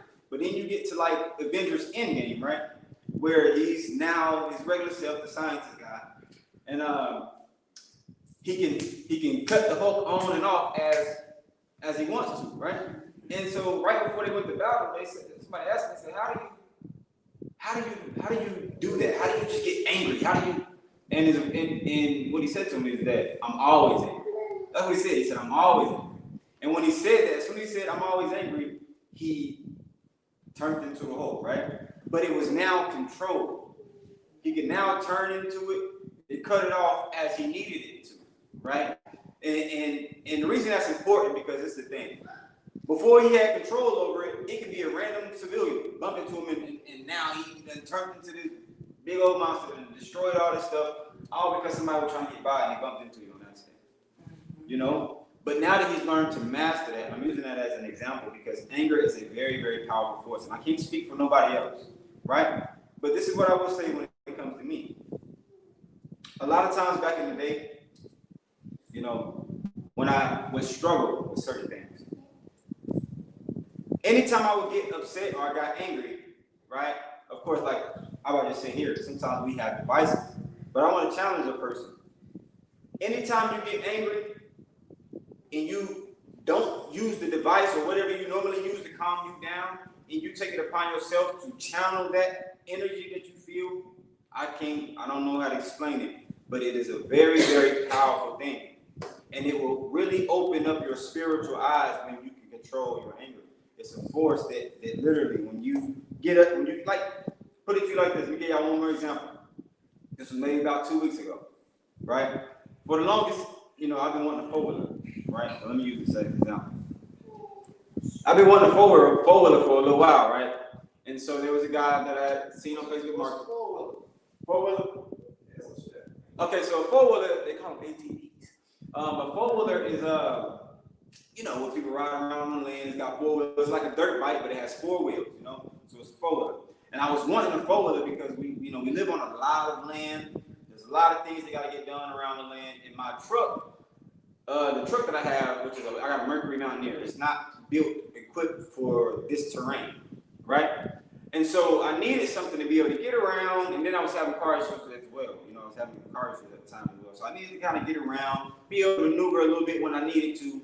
And so I wanted a four-wheeler, right? I had been praying to the Creator and speaking to the Creator, putting in the atmosphere that, hey, I need a four-wheeler, I want a four-wheeler, right? And so I meet a guy on Facebook Marketplace, and I'm coming back to your comment, Saadi, did not forget. But I was on Facebook Marketplace, and there was a guy that had a four-wheeler for sale, but he was willing to trade it, right? He was willing to trade it. He was going to trade it for, he was willing to trade it for some landscaping equipment, whatever. So I thought about it. I'm like, oh, cool, man. This is like a perfect deal for me. I got a little bit of landscaping stuff that I might trade for the four-wheeler. You know, cool. Boom. Only thing was I had to work that day, and I wasn't gonna get off until 10:30 p.m. So I called my boss and said, hey, there's a guy. The guy was gonna bring it to me and everything. He was cool. He was gonna bring it to me, drop it off, you know, at night and everything. But I would say, you know, he don't want nobody to come to the land at night. If they can't come during the day, they can't come during our time. They can't be on our time, then we don't want to do it, right? But when he said that, I'm like, oh man, but you know, I'm trying to work it out. He said, no, if they cannot come on our time, it's gonna be a no. So I said, all right. Told the guy what Mama said. Told him what he said. And this is the thing about it. The guy was trying to get me, you know, not trying to get me, but he was trying to get me to get forward to me, right? But I had already been given specific instructions. So he was trying to get me to just get. He said, well, what if I meet you up the street? What if I meet you up the street and then you just drive it back to the land? I don't gotta come on the land tonight. You just drive it back. And that came into my spirit, and I said, well, I could have done that, but I said, no, I'm not gonna do that. I told him, I'm not gonna do that because I don't want my father to think that I'm trying to go around him or to move around him, right? And so when I said that, he was like, all right, man, but this is the only day I can do it. And I told him, I said, man, I understand. I said, I'm not even gonna lie to you. I said, I gotta work through this right now. I was keeping it real with him, like, cause I know that, my Abba can attest, he know that I really wanted it. You know what I'm saying? I really wanted to do it. But I had to be obedient, I had to be righteous. I had to do what was right. And I did not feel in my spirit that it would have been righteous for me to try to go around it and say, okay, well, technically you said, Doctor, come on the land. So I didn't do it on the land. I did it outside of it, just drove it back. In my spirit, that would have been unrighteous for me to do. So I was obedient. And this was my exact word. I said, all right, well, I guess I'll just wait on the right deal to come around. I don't know how long it was. Maybe like a week later, week and a half later, I'm at work. I pulled up to work. One of my coworkers, a young guy I work with. Young guy, he's like 18, 19 years old, just graduated high school. Him and his mom went up and got a brand new 2024 four-wheeler. Right? 2024 four-wheeler. They went and got it. They went and got a four-wheeler. And he's young, so he's not really used to working. They don't take it as serious as those of us that got children and got stuff we got to do. They don't take it as serious until you get to that point. So he ended up losing his job, but he already had a Chrysler 300 that he's paying on, and he got the four-wheeler that he was paying on, and he lost his job, so he can't return it because if you return it, you still got to pay for it anyway. So I came to work. As soon as I got to work, they had already been fired. They was already fired. He wasn't supposed to work that day. He just came up there. I got out the car. I said, "What's going on, y'all?" He said, "Man, you know anybody want a four-wheeler?" I said, "A four-wheeler?" I said, "Yeah, I think I do." He said, all you gotta do is take over the payments or whatever. It's cheap. You know what I mean? And with the other four-wheeler, like I said, there was no paperwork or anything that was going on with it. It wasn't even a name brand. It was a Chinese bike, so there was no guarantee the quality of this four-wheeler. There was no telling what the quality was gonna be. So, the guy's like, hey, yeah, I got a four-wheeler. I can't keep up with the payments. It's in my mama name. Boom, boom, how everything go. He's like, somebody that want one. I'm like, yeah, I do, man. Let me know. I'll be willing to take over the payments and take over everything on it.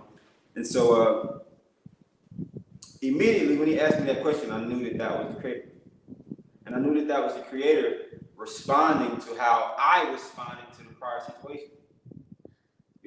When my father said, hey, no, I accepted it. And what I had to do was I had to check my spirit. Because when I got off the phone, and I'm being completely transparent, I was upset.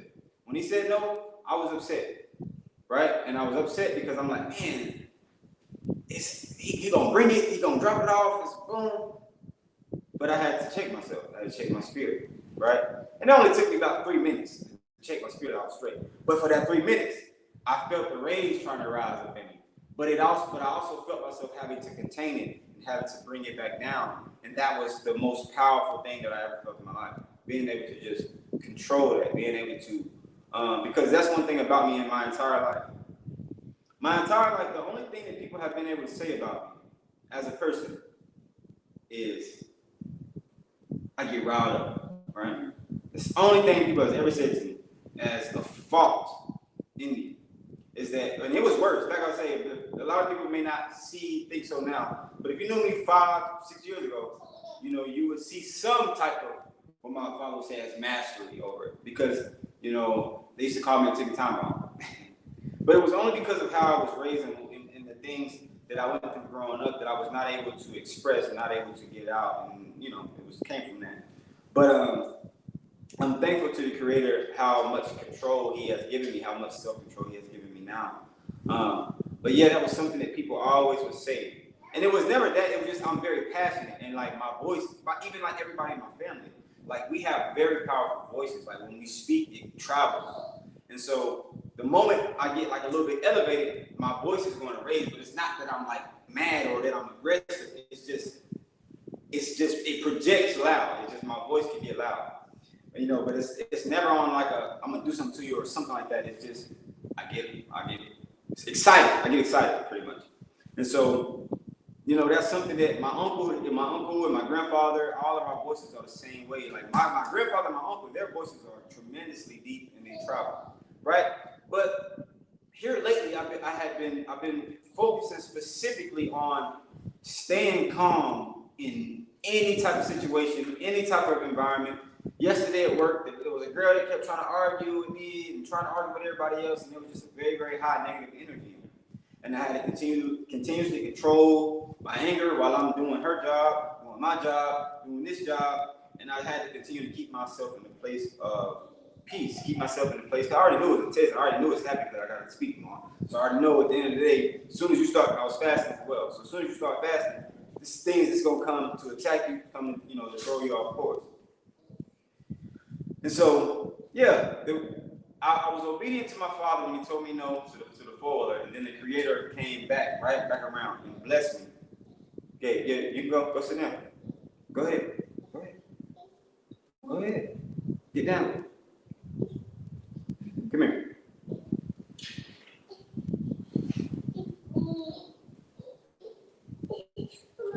What's on?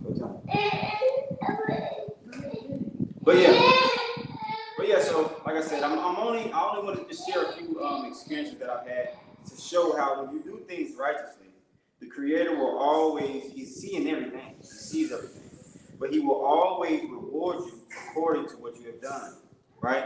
So now going back to what Saudi was saying, when we do get upset, we do make irrational decisions, right? Because a lot of times anger can be explosive, right? We can explode. When we get upset, we normally tend to explode instead of harnessing that power and using it to our advantage, right? So what I did was, like when my Abba told me no, he said no, what I did was I calmed myself down and I said, well, you know what, I'm waiting for the next opportunity, and I'm thankful. I'm thankful, Mosai, that, at the end of the day, if it's not for me, then I know you got something else. We have to be able to change our way of thinking. We have to be able to change how we see situations. We got to be able to stay positive in any situation that we're in, right? Make the most of it, make the best of it, and understand that most of the time when something triggers you, it's a test. Anytime you get triggered in life, period, it's a test. That's all it is. It's a test. And you have to be ready for the test. And it was a very sad thing because the girl at my job yesterday, she keep coming to my spirit, but the girl at my job yesterday, great work ethic, but she just could not handle her temper, She walked off from the station 3, 4, 5 times before she actually just left the job. And it was when she left, it was heavy on my spirit. So I'm just like, man, it's like, this is a lot of people. This is a lot of people in their life how, so many opportunities they mess up just because they can't control themselves. And that's what she said to me before she left. She like, every job that I've been lost, it ain't been because of my work ethic. It's been because of stuff like this, like her not getting along with co-workers, or like if somebody's not doing their job, she don't want to do their job and it bothers her and she can't control how she feels about it. So it's like, it was very, very sad to see that. Like, all you had to do was just do your job. Somebody not doing their job, that's on them. Just do your job, focus on you, stay in the place that you need to be, and the Creator is going to bless you. You know what I mean? And so, at the end of the day, like I said, all I want everyone to really take from this, from me sharing these experiences is that you can trust in the Creator. You can trust that when you do things righteous, when you strive to be as righteous as you can, the Creator is looking at everything. He's watching everything, and He will reward you, but you must pass the test. You have to pass the test. Life, this whole entire life we live in right now is a test. All of it. And what the Creator wants, He said, I sent you into this earth clean, and now, when you come back to Him, you have to come back to Him as clean as possible. That's what He desires. The Creator desires us to be as clean as we can be because He sent us here clean, and when we come back to Him, He wants us to be clean as well. That's all this whole journey that we're on in life is about. Us being the light of the earth, us representing the Creator the right way. And like I said, most of us got the dietary laws, and like I was saying, Chris was saying, most of us is keeping the law, but we're not.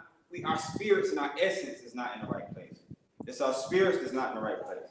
It's not us not being able to control how we feel. If we feel like somebody did us the wrong way, now we got this underlying hatred towards a brother, or we don't agree on this. So now it's I'm changing how I view you. I'm changing we have to move past these things as a nation. You know, if we want the Creator to look down upon us and say, hey, I'm pleased with y'all, all it takes is us coming together. That's it. Loving each other, cherishing each other, cherishing this earth, taking care of this earth, and we're gonna be straight. We're gonna be straight. Yeah, we're gonna go to some comments at the moment. But like I said, as far as the lesson is concerned, that's what I had to. But just remember that righteousness will always deliver in our time of trouble. And we do have some time of trouble that is coming on the way. And we really, really, really have to be prepared, and we really have to start getting our spirits and our minds prepared for what is coming. And we're going to get into some comments, and then we'll, continue.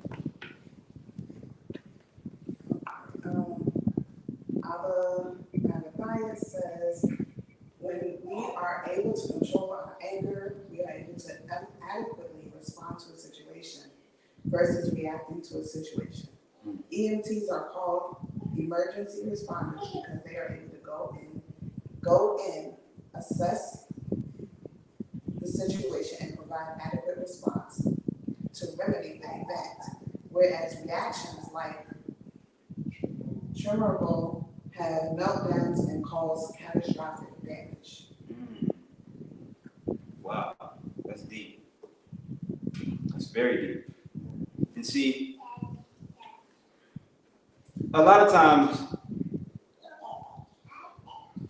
90% of the things that we do out of anger turn into something catastrophic.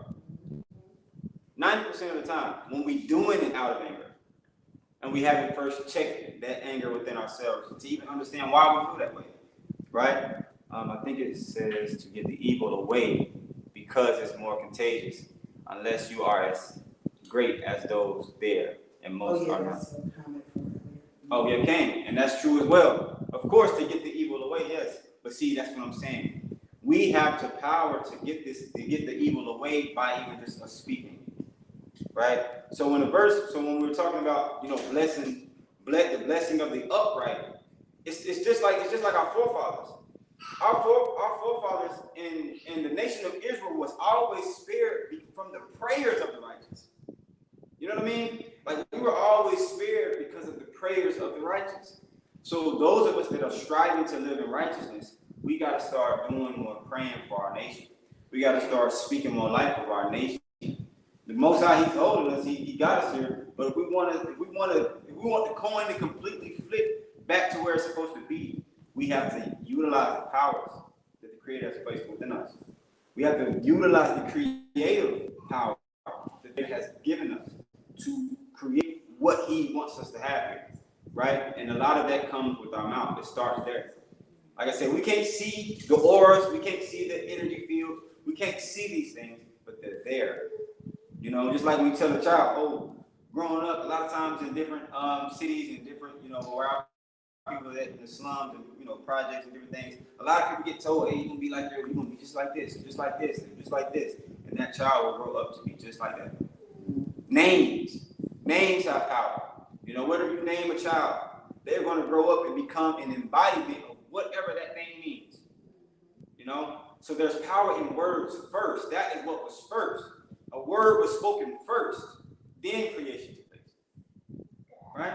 So we have to get into a place of where we are speaking the things we want to see first, and then we'll start to see those things take place around us and take place around us abundantly. But we have to do this as a collective, right? It would be a beautiful thing for the nation of Israel to come together as a collective and set a time. Hey, everybody, let's connect to us. We're gonna come together during this time right here. We're gonna fast and we're gonna pray for 3 days. We have to get back to that place to where we're gathering ourselves together for real and doing it as a collective. Because, like I said, the world, they having their gatherings. They having their LGBT community parades, and they having these things. And if we're not careful, it's going to keep us in this prolonged state of slavery. But if we come together and say, okay, they're going hard for evil, we got to go even harder as a nation. So if it ain't just but a few of us, we come together as a collective and say, hey, for those of us that would like to join us, we're going to get together during this time period and we're going to pray for the nation. and guarantee you're going to see things change. I guarantee we're going to see things change tremendously. But we have to start using the most vital thing. We use it for everything. We use it to eat. We use it to do everything. But we got to use this to create. And I'm learning that myself. Like I said earlier, it was a very good point. Like certain things I haven't spoken over myself, so I haven't had it. I haven't had it to a certain extent because I haven't used the power that the Creator has given me to use. Right? Any more comments? No more comments? But yeah, if there are no more comments, like I said, I just wanted to share with y'all a few of my experiences in life and what the Creator has shown me, how He has shown me to operate in things, few of the small things He has brought me through. Like I said, 3-4 years ago, everything that I spoke and told, and the Creator told me that I would have, this is where I am. And let me say this one last thing too, about my truck. I'm having some car issues right now, right? But I want to say something about how I got the truck. And this is how powerful the Creator is. Even when we are striving, to seek Him before we fully come into this knowledge of this truth. My Mercury Mountaineer, right? I have 4 children, right? 4 children here, my 5th child is on the way. I have 4 children that are all in car seats, right? And so I have been praying to the Creator for a long time that I would be able to get a truck that I could put with an extra row in the back so I could be able to carry all my children. Now, this may be something small for others, but for me, this was a big thing. And so I have been praying to the Creator for a while for it. And He told me to stay patient, And this is why I continue to say that the Creator, He works through people. He works through things that are living. He works through His people. The same way He told Moses, go to Pharaoh, but I'm going to harden Pharaoh's heart. It's the same way in today's time when the Creator will put in somebody's spirit to go and do this for you, to go and give you this, to go and do this right here, or to say no when you ask for something. The Creator put it in their spirit to say no, right? So I was playing for a church at one time. I'm a musician, so before I was really into this walk for real, I was playing at a church, and I was playing, piano at a church or whatever. And it was my brother's family's church. I was playing there for a little while. And I was, always coming to my, I've always been striving to be. Go back to I've always been striving to be, the best father that I can be, being that my father was not there with me. So I used to have my son Zion. I used to have him on my chest inside of a little strap while I'm standing up playing the piano, playing piano at the church or whatever. And there was a lady. She seen me bringing my kids to church, and I kept telling them, I want to be able to have all my kids. I just don't have them in my car. Be able to put them all in there. And so, long story short, one of the ladies, she came up to me. She said, I've been saving this truck for 3 years, or 3-4 years. Plenty of people didn't ask for it. Plenty of family members didn't ask for it. She said, she prayed to the Most High. And He said, at the end of the day, the person that she's saving it for is somebody that was going to need it. And then when she met me, she gave me the truck. Yes. And I only paid $100 for the truck. And I didn't have to pay that, but, I gave the $100 to her for the truck.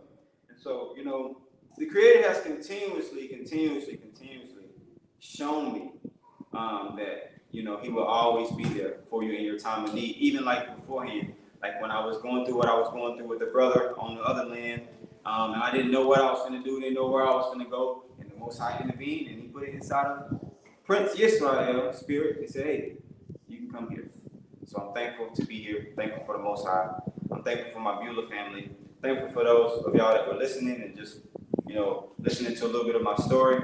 I hope that, y'all were able to grab something out of it. I know I can talk a lot, I can go a lot of different places, and I'm working on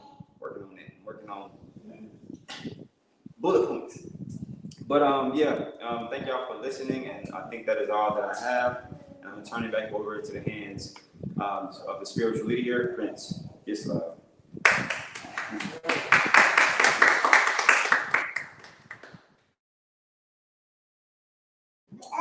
May the Most High be praised from everlasting to everlasting. Did you want to do something, Ema?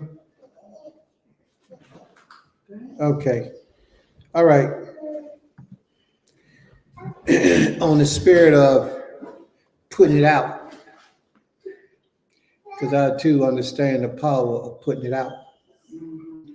So we've been working here on this community in our land, And we've been building schools, we've been building medical centers, we've been building housing for people, cabins for people, washing areas.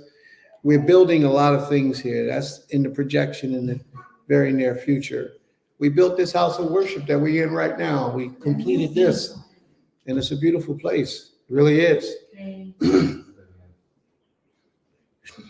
But we have put our prayers up to the Creator for a fundraising that we're having where we need to raise $2 million to help in the process of what we're doing. And we trust that the Most High will grant us that $2 million in this fundraiser so we can begin the process even greater than what we've already done. So we're asking y'all, I don't know anybody in this audience that got $2 million to give us. So when we're asking y'all for your prayers, those of you who pray to the Creator of all creation, pray to the Master of all creation, keep Beulah Land in your prayers. And if you can't help physically, then maybe you can help spiritually. Just maybe that the Father, the more energy we can put in the universe, the Father will take hold of that and grant us our petition. The more righteous energy we put out into the universe. And when he got up early, he mentioned what is righteousness. I probably should have spoke up, but I like to let people do their thing, so I sat back and been quiet. And my response was positivity. Yeah. Positivity. And evil, unrighteousness is evil, negativity. Because when you do what is positive, even if your spirit ain't right, you know what I mean? Or your physical body ain't right, your spirit is doing something positive, it's still a righteous act, righteous deed. And when you're a righteous person and you do something negative, it's unrighteousness. It's counted as unrighteousness before the Almighty. So that was what my explanation was. So I just wanted to put that out there for everyone, to those who pray to the Creator, keep us in mind, because we are going to do what we set our minds to do. It's like that with us. It just takes a little bit longer, but we get it done. And we're very persistent. We don't give up. We don't stop. We don't quit. We're very persistent in what we do. So all we're asking y'all to do, if that's the best y'all can do, we're asking y'all to keep us in your prayers for that $2 million within 6 months. Within 6 months. All right. So we got an hour left in class, and I want to finish up on the book of Proverbs, where he started out at. But I want to start at Proverbs verse 1. What was that, 16 you was on, right? Kenny, yeah. The last one I read was 16. Yep, yes, sir. Proverbs chapter 16, verse 1. Do we got anybody? How about if you can go to the book and open it up? That way you can stay on it. Y'all ready, y'all? We're going to rock and roll. Proverbs chapter 16, verse 1.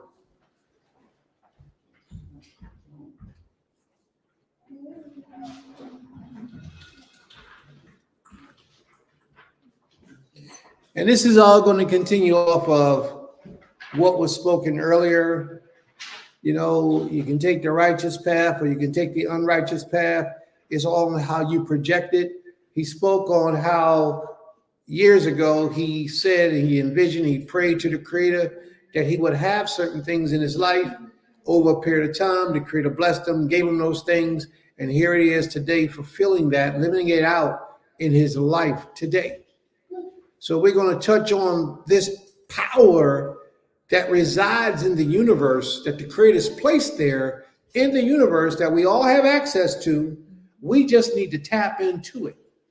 And a lot of us don't know how to tap into that energy, into that strength that was given to us by the Creator. Therefore, we're going to touch on this a little bit more, and maybe this chapter can bring it out to y'all.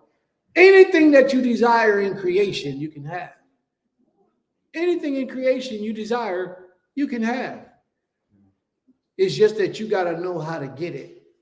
And I teach all the time that prayer, most people don't know how to pray. You know, prayer is a constant thing that's done even when you ain't on the floor. You can get up off of what you call prayer and you're still praying because you're carrying that prayer in your mind. That passion, that desire, that need, it's still in your mind. Therefore, it's emulating, and every opportunity you got, you're speaking on it, you're talking about it, you're moving in that direction, you're doing things that cause it to happen. You don't pray for good health and then go out and eat pork. You pray for good health and then you change your diet. You pray for good health, then you start exercising, you drink more water. You don't pray for something and then sabotage your own prayer by not doing through and following through with the things that you requested of the Almighty. So whatever it is that you pray for, you have to begin to implement it as if you already have it. I spoke to a sister last week and she said she wanted a husband. And my answer to her was, if you want a husband, then conduct yourself like a married woman and you'll get a husband. She understood. She said, yeah, Prince, that's what I do. And most males think I'm married, and that's probably what it needs to be. They need to think you're married because they ain't the ones for you. But your husband will find you because of the way you conduct yourself. The Creator will cause that to just hit you, pop, there it is. You'll be like, wow, I never thought by going to this soap opera event that I would run into the love of my life, the husband that I've been looking for, and he's perfect for me. So and also family, keep Nasik Shema in your prayers as well. He's on a journey, so keep him in your prayers as well as you're approaching unto the Most High. So let's go to the book of Proverbs. 16. Can y'all hear me? I got my mic on. They can hear you. My mic is on. Great. All right. The book of Proverbs, chapter 16, and verse 1. The preparations of the heart are man's. The preparation of the heart, which means the plans or the desires of the heart, belong to the man. And if the man don't exercise these things properly, they will not get executed. And I'm talking on the majority level wise. Read on. But the answer of the tongue is from the Creator. The response of these things coming into existence is from the Almighty. So you can have a plan in your mind, but if you ain't playing it out in your life, then it won't come through because the Most High don't bless that. Read on, please. All the ways of a man are clean in his own eyes, but the Creator weigheth the spirits. The ways of a man is clean and pure in his own eyes. Everybody think they're doing the best they can do. Everybody think they're as righteous as they need to be. Some people, when they come into reality, they know that they're not living righteously. They know it. But most people don't confess it, that they're wicked, they're evil, and they're unrighteous. But some of us walk through the motions as if we are serving the Creator, but know in our soul that we're not. We wear fringes and we go to Shabbat service, but we're not good to our neighbors. We're not good to the strangers. We don't help those who are in need. We don't even give back to the cause of the Most High. We don't offer nothing by way of the Most High by trying to help somebody else. It's all about me. It's all about me. We'll shut down from supporting everything else just to make sure we got what we need. But it ain't about that. The greatest among us is the one who has the least among us that he reserves, especially for himself. When you have things, you're supposed to share those things and give them out and help others who have less than you. And I pray that y'all understand that. Read on, please. Verse 3. Read that verse again. Verse 2. All the ways of a man are clean in his own eyes, but the Creator weigheth the spirits. But the Most High weighs your spirit. You might think you're doing such a great job, but the Most High will let you know you're wicked. Read on, please. Commit thy works unto the Creator, and thy thoughts shall be established. The Most High hath made everything for his own purpose. He's made everything for his own purpose, even the wicked. Can you see that? Okay. Read it, please. Yea, even the wicked for the day of evil. Mm. Read. Everyone that is proud in heart is an abomination to the Most High. Mine says, everyone that is arrogant, naga, naba. Everyone who is arrogant in heart. And you go through life, and a lot of arrogant people don't think they're arrogant. A lot of people who are really arrogant, very selfish, only worried about themselves and what can benefit them, put themselves on a high level, and everybody else is on a low level. You can't touch them. You can't talk to them. You know, don't expect them to be treated like you treat everybody else. You got to treat them with a special esteem, with a special greatness. And a lot of that is an arrogance. And the Creator says that arrogance, as the Father commands, will be a problem for people. Read on, please. Okay. My hand upon it, he shall not be unpunished. By mercy and truth, iniquity is expiated. By mercy and truth, steadfast love and faithfulness is atoned for. Read on. So you can atone for these things, iniquity, through love, through mercy and truth. Just by demonstrating that. So if you got a little sin in your life, by showing mercy and truth to others, the Most High can remove your sin. Read on, please. Okay. And by the fear of the Most High, men depart from evil. And by the fear, now I need you to understand that the fear of the Most High will turn men from evil. Now, let me explain it to you because I know they didn't teach y'all this in Sunday school. The fear of the Most High has nothing to do with being afraid of the Creator. So don't think we're talking about who the Creator gonna get me. That's not what the fear of the Most High is all about. The fear of the Most High is you having fear inside yourself, afraid to let him down, afraid to disappoint him. And if you have that type of fear for the Creator, where you don't want to let him down, you don't want to disappoint him, think about it, family. What would that bring to you? It'll turn you from evil.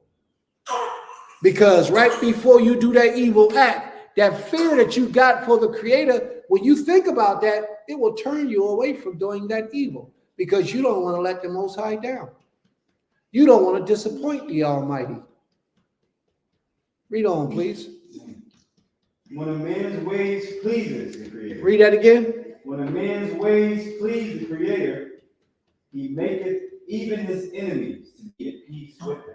When a man's ways pleases the Creator, he make even your enemies to be at peace with you.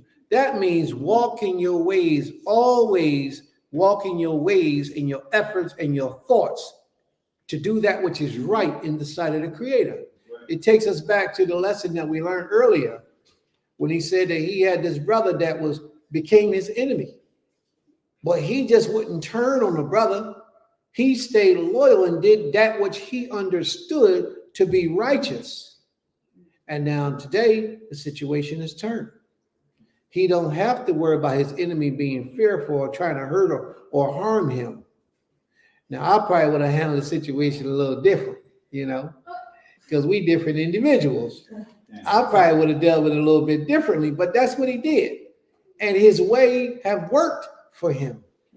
So obviously, he's taken the right path.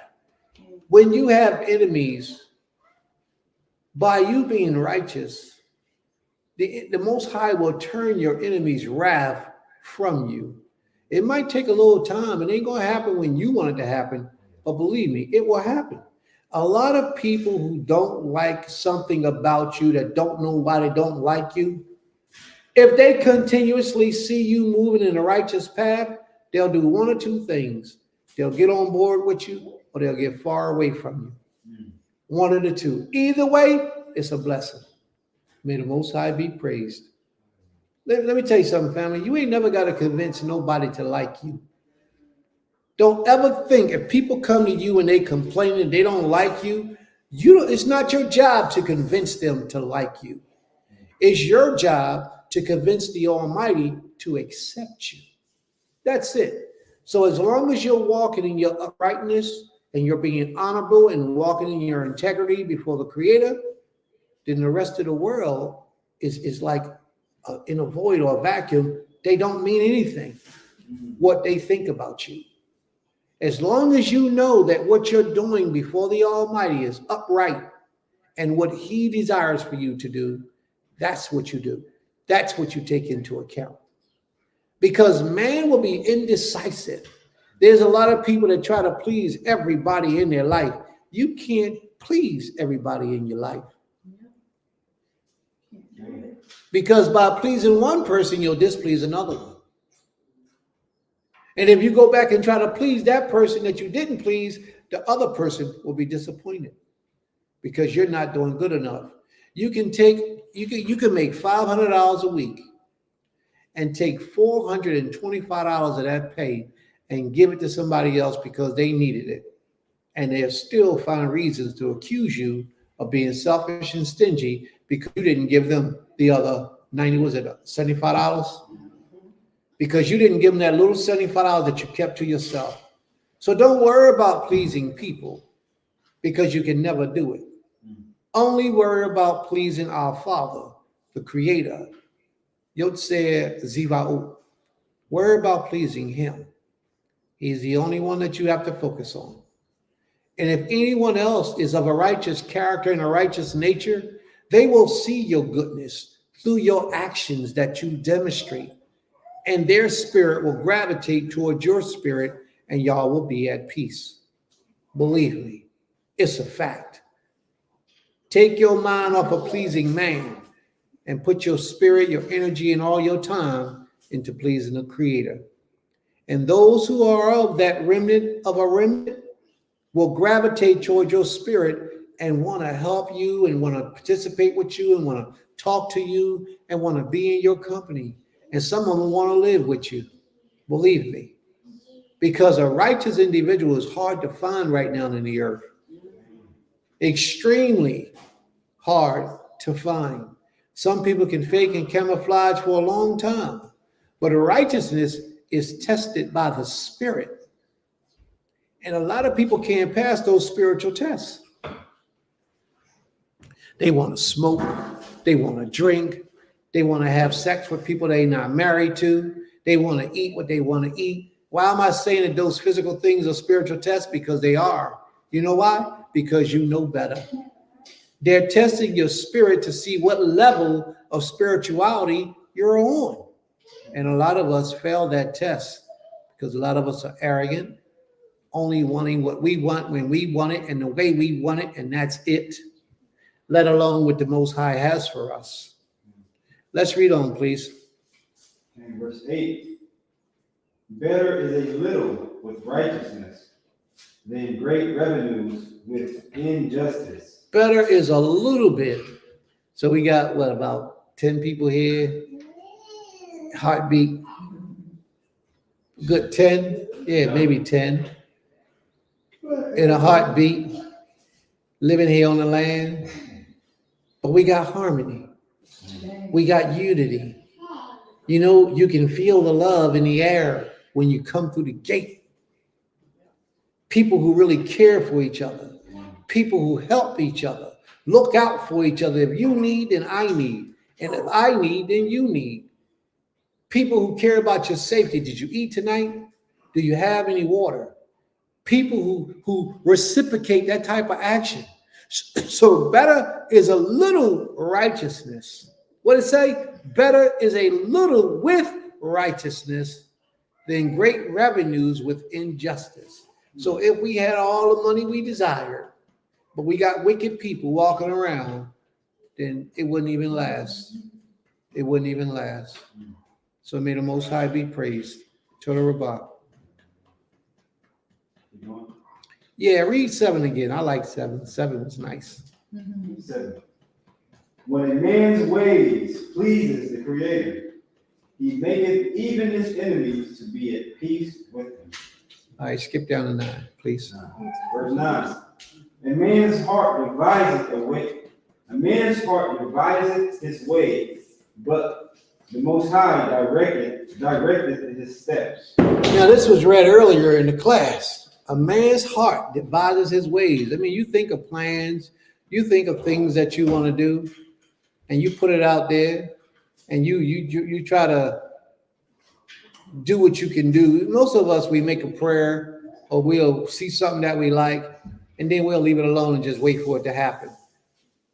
Not even understanding that it is the Most High who will make those plans come into play. The Creator is the one who makes all these things happen for us. Everything. I know people think, well, that ain't had nothing to do with the Creator. I did that on my own. I felt like doing that. Well, who made you feel that way? Who gave you that feeling? That's a level of spiritual growth that you don't even understand. You just didn't feel that on your own. The Most High put that spirit up inside you. Read on, please. Verse 10. A divine sentence is in the lips of the king. His mouth trespasseth not in judgment. A just balance and scales are the Most High. All the weights of the bag are his work.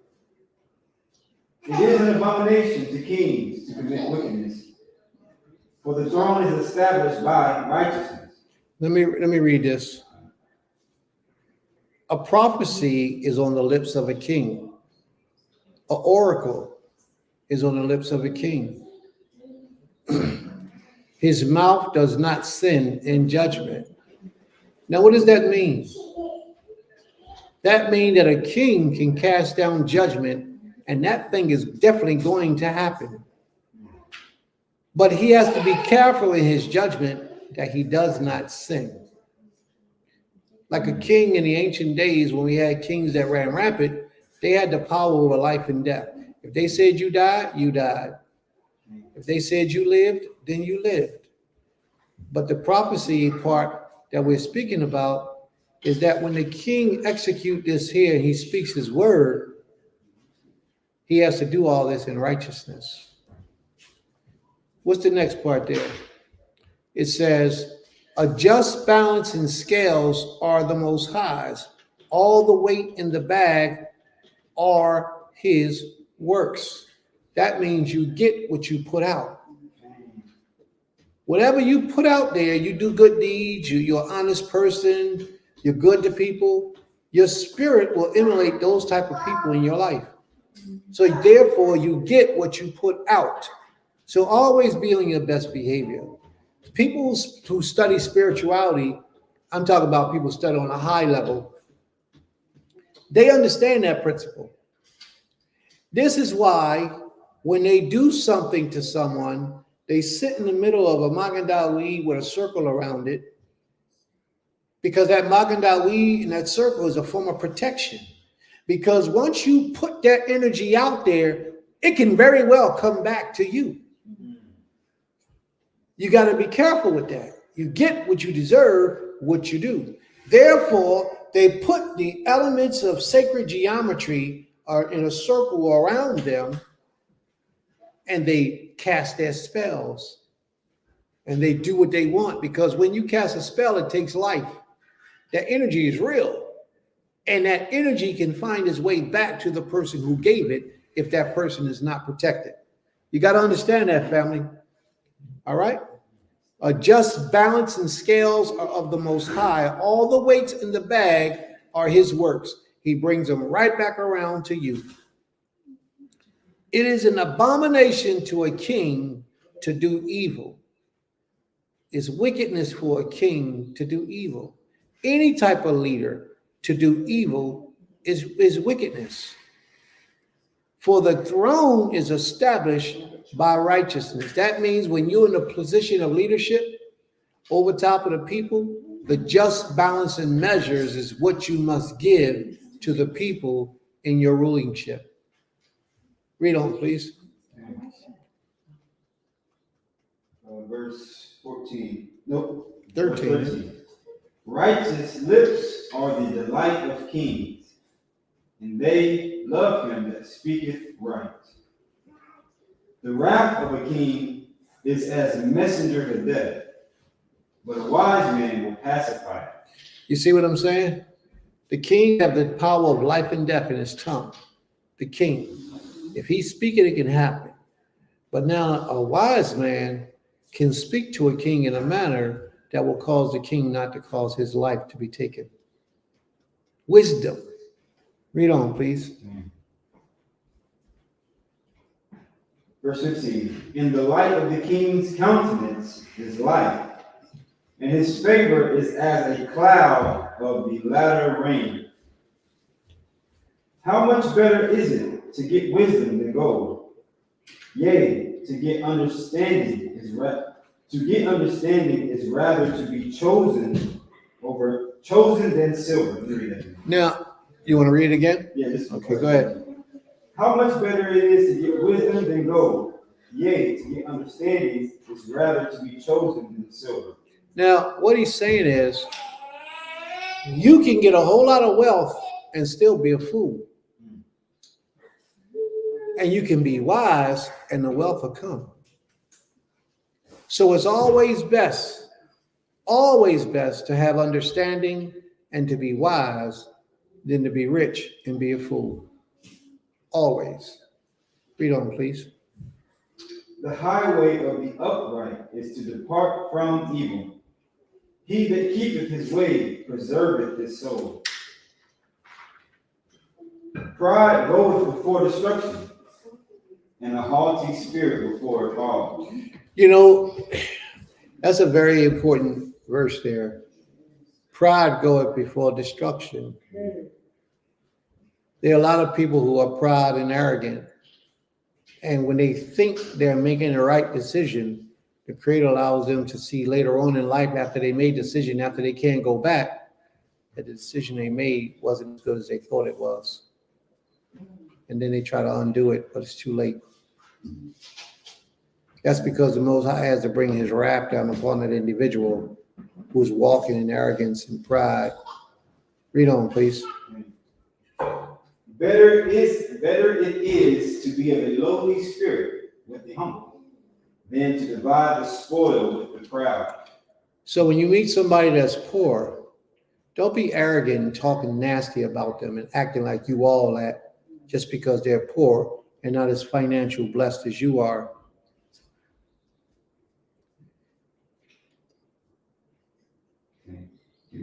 Yes, please. He that giveth heed unto the word shall find good. He that giveth thought to the word will discover good. And whoso trusteth in the Most High, happy is he. So to seek out the Most High through his word, you will definitely find good. Now, but you can't just seek it out. You have to actually be implementing it in your life. You have to actually be doing the word of the Most High in your life, whatever level you understand it to be, and you'll be blessed. Read on.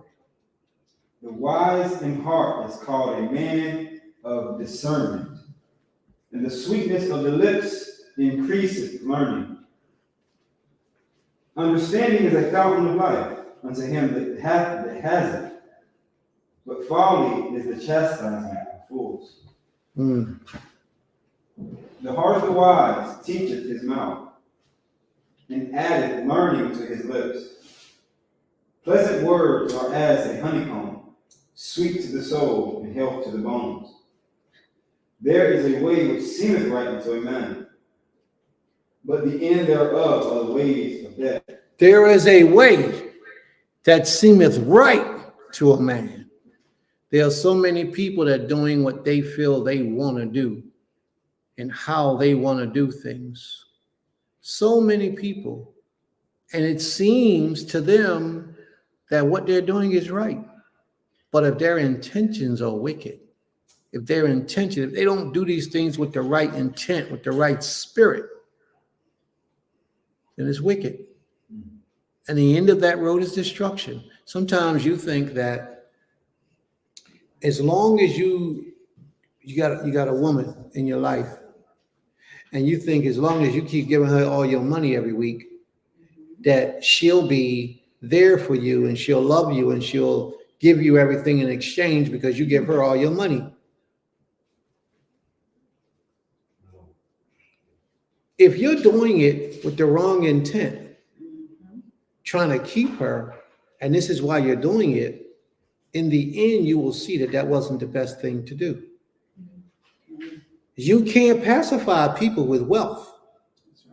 You can't give things to people to try to keep them hostage or try to make them be good to you, because they'll take all the blessings that you're giving them, and then when they're done using you, they're out. They're gone. You know, I heard this story about a young lady one time. She had this guy that she met. And she was so good to this guy, as she is required to be. She thought this guy was a servant of the Most High. She thought this guy was into the truth of the Almighty. So she gave herself to him in holy matrimony. She did her part impeccably, as a woman is supposed to. And along the way, that marriage may have lasted about 2 years. But along the way, she saw all these things slowly but surely being revealed about this individual and his character that was unrighteous, that was unlike the Most High. But she still played her part. She got $900 a month. She gave him $800 of that $900 to go toward the bills, to make sure that the bills got paid. 6 months go by, she found out he wasn't paying no bills. He was taking that $800 doing what he wanted to do. He had the nicest clothes. He had a whole lot of shorties around the corner that he was taking out and treating. The neighborhood thought he was wealthy because of the way he was flexing with the money that she entrusted in his hands and in his care every month that he went out and blew. Eventually, she got enough sense about herself. She began to question him about, well, why is the mortgage company sending these letters saying the mortgage is not getting paid? Why is the lights getting cut off? Are you playing your part? You know, because they go 50-50. They do that 50-50 thing. Wouldn't exist in my book, but that's what they do in a book. They was doing the 50-50 thing. She gave him half, or her $800, and he was supposed to take his portion and pick up the difference. But it just wasn't so.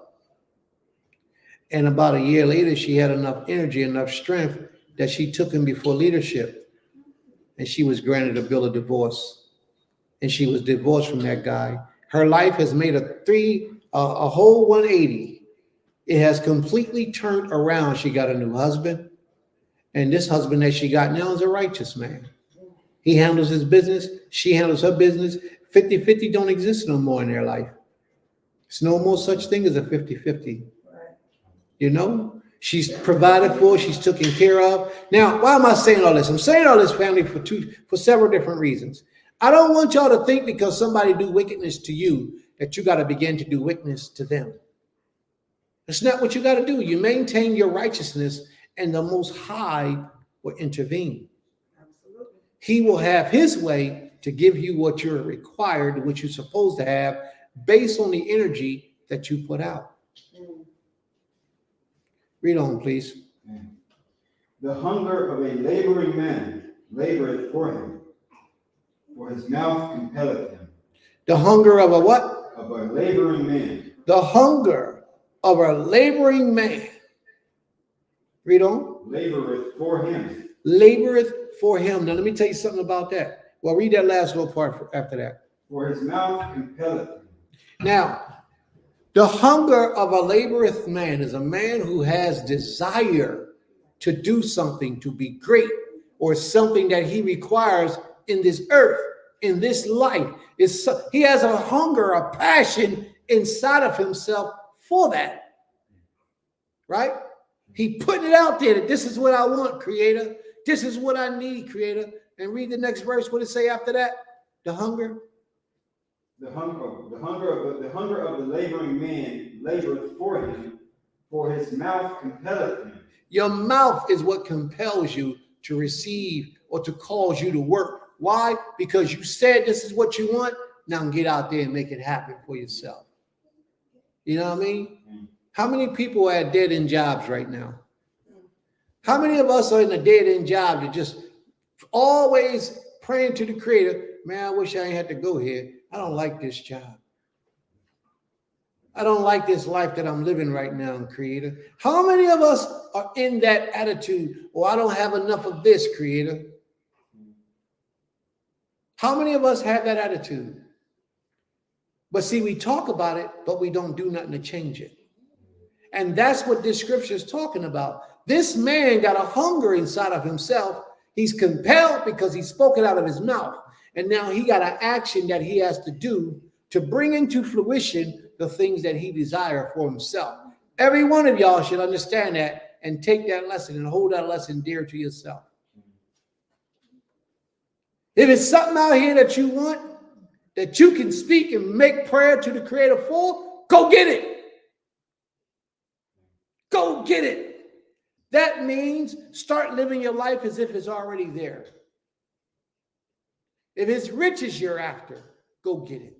You can't pray to the Most High for wealth and then sit on your hands and don't try to do anything to make it happen, just waiting for the Most High to drop it out the sky.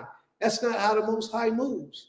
You can't, as a woman, you can't pray to the Creator for a husband and then conduct yourself like a heathen, like a worldly girl, but you want a righteous husband.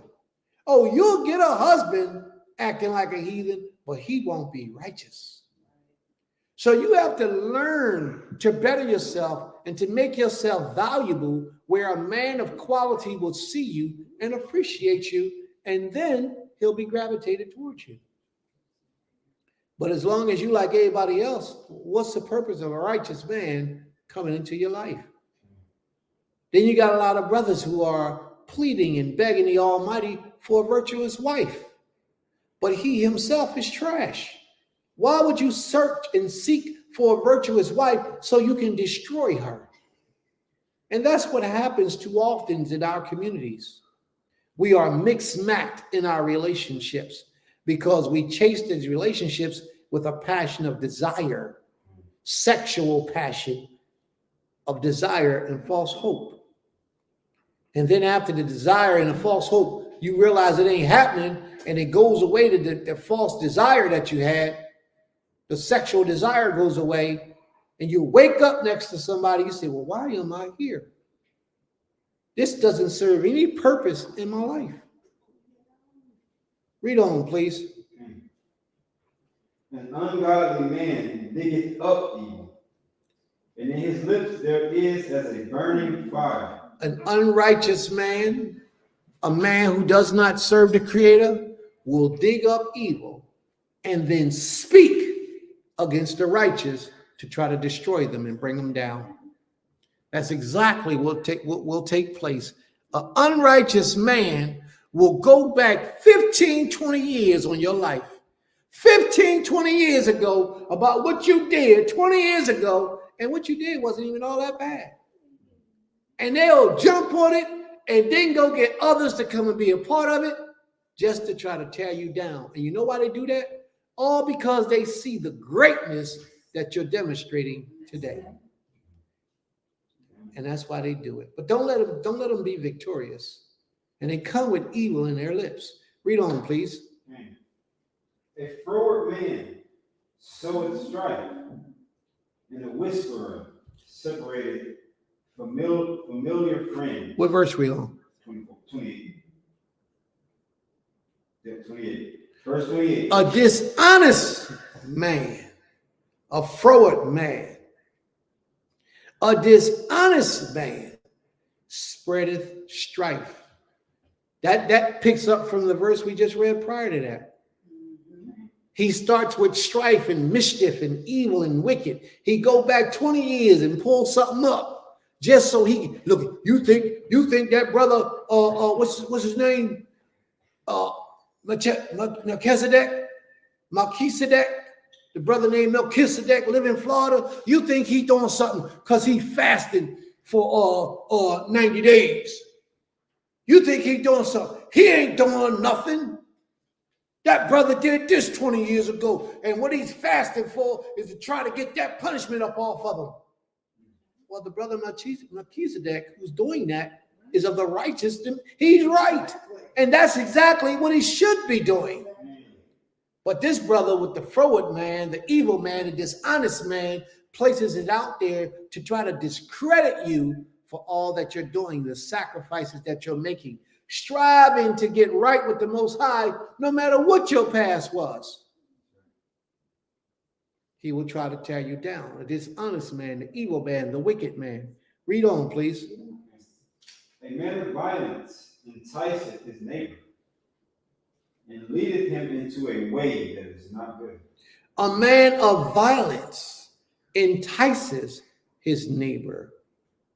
He picks up and he entices, he try to agitate. But as a lesson came forward today, when you're in control of your spirit, you don't allow those type of people to be effective towards you. And then when you're in control of your spirit and the man of violence is coming at you and you're ignoring him, you got to also watch that person that's supposed to be your brother or your sister, because they will try to coerce you to feed into the negativity. So you got to watch them too. It's a twofold nature. Be on point, family, because a lot of people you got in your circle are not for you, although they pretend to be for you. Read on, please. Verse 30. He that shutteth his eyes, it is to devise froward things. He that shutteth his eyes, it is to devise froward things. See no evil, hear no evil type of thing. Read on. He that biteth his lips bringeth evil to pass. The hoary head is a crown of glory. It is found in the way of righteousness. He that is slow to anger is better than the mighty. He who is slow to anger is better than the mighty, and he who rules his spirit than he who takes cities. There it is again. He who is slow to anger is better than the mighty. We always have to be in control of the energy that we put out. Always. By wisdom, a house is built, and through understanding, it is established. It will take discipline to get those things accomplished. Because while you're in the process of building, there's 15 or 20 others that's coming to try to tear down what you're attempting to build. So therefore, if you're in the process of building your soul, building your spirit to be a better individual, there will be 10 or 15 people in your circle that you're going to have to disassociate from in order for the proper energy to come into you so you can develop, so you can grow. Mark my words, family. Pay attention to what I'm saying. As you are on your journey to better your soul and to better your life, people are going to start coming out of the woodworks to try to make certain that you don't achieve that. Some of those people that's going to come out the woodworks are people that you admired back in the day. Some people you wanted to be with intimately. They will come out of the woodworks to present you with gifts and things that they never offered you when you was out in the sinful world. But now that you're here trying to serve the Creator and build up your energy and worship the Almighty to the best of your ability, here come those opportunities now. Oh, remember 30 years ago? Remember 15 years ago? Remember 5 years ago? Remember just last year you wanted to hook up with me and I ignored you? Just last year. These people will be unrighteous, and a lot of these people will come in the camouflage of righteousness. A lot of them will come under the guise of trying to get you to be a better person. Don't let it happen, family. Don't let it happen. You stay steadfast in bettering your essence to be better with the Almighty. And whatever the adversary says to you in your spirit, and you know it's the adversary, then you do the complete opposite of what the adversary was trying to tell you to do. You do the complete opposite, especially when you know it's sinful. But the adversary, y'all got to watch the adversary, because the adversary is an ancient spirit. What I mean by that is that the adversary has been around since the beginning of time. He's seen and known every man that ever walked on the face of the earth. He's seen and known every character and trait of every man that has ever walked on the earth. Therefore, he is disciplined in his assignment that he got from the Creator to deceive you. He studied. He knows what we call human nature. And he knows that something that he plants right here in your life will have an effect 2 or 3 years later in your life, like a domino effect. He knows how to get up in you, but you can win because the Creator gave you a hint. The Most High said, sin lieth at the door, but you can rule over it. Command that sin to leave your life. Don't just say it with your mouth. Of course you say it with your mouth, but don't just speak it out of your mouth. Prove it by changing your behavior. Prove it by living your life in a different energy. Prove to sin that you don't have a residence for it. You don't have any empty rooms for it. Your house is not vacant. Prove to sin that you don't want him around. And how do you prove that to sin? By living a righteous life, by living a positive life. Change your ways, family.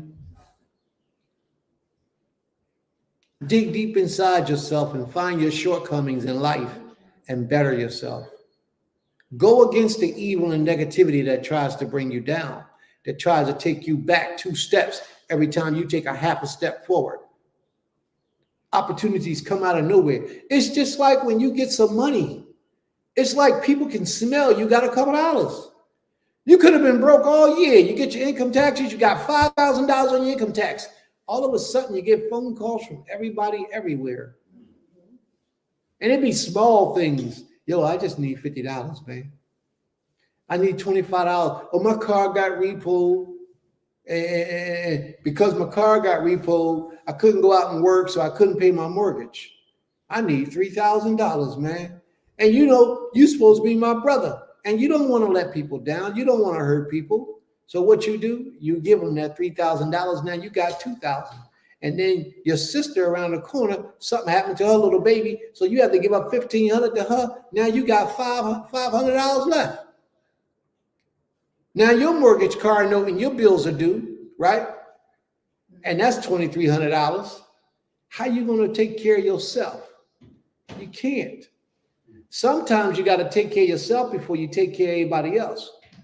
When you got it like that, or when you don't have it like that. But when you are able and you're on your last and you got a brother or sister and their need is much greater than yours. I'm talking about a real need, not a desire. I'm talking about a real need, and their need is greater than yours, then you give your last and you trust in the Most High. He will help and provide for you. I need y'all to understand what I'm saying. If you got a brother or sister who actually need, not want, not desire, but need, and you got what they need, then you give them, you share with them. But you trust in the Creator to give you what you need to provide for you. I'm not saying you do this all the time and keep hurting yourself, but this is the way that you have to live your life. If you want blessings from the Creator, these are the things you have to begin to do. Because by doing these things, the Most High brings you blessings.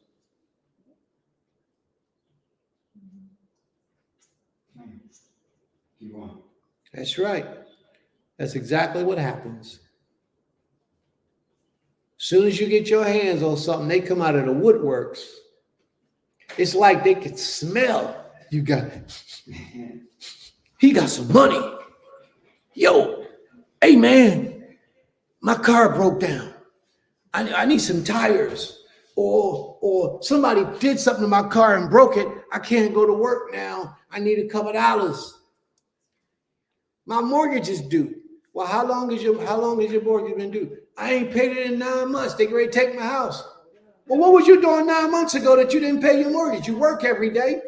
Why didn't you pay your own mortgage? Now you wait till I get my income tax check and you want me to pay your mortgage when you took your money and did what you wanted to do with it. That's not a need, family. That's a desire.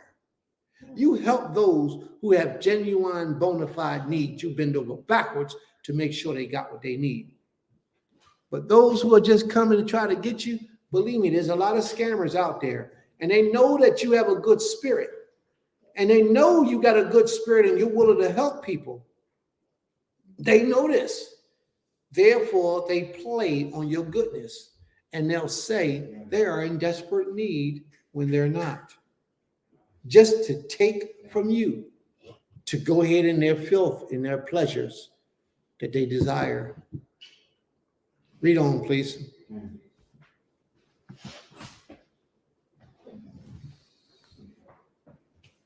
The lot is cast into the lap, but the whole disposing thereof is of. But the whole disposing thereof is of the Creator. Read again.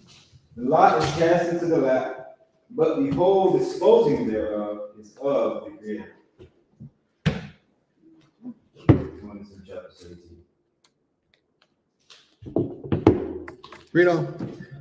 Oh, you're going into 17 now? Okay. All right. Read that last one again. We're going to talk about that a little bit. I know a lot of y'all didn't understand that. Y'all just heard it, but y'all didn't understand it. But nobody wasn't going to question it. So let me say something. Before we even read this, what I would like for y'all is to throw me some comments in the quotes.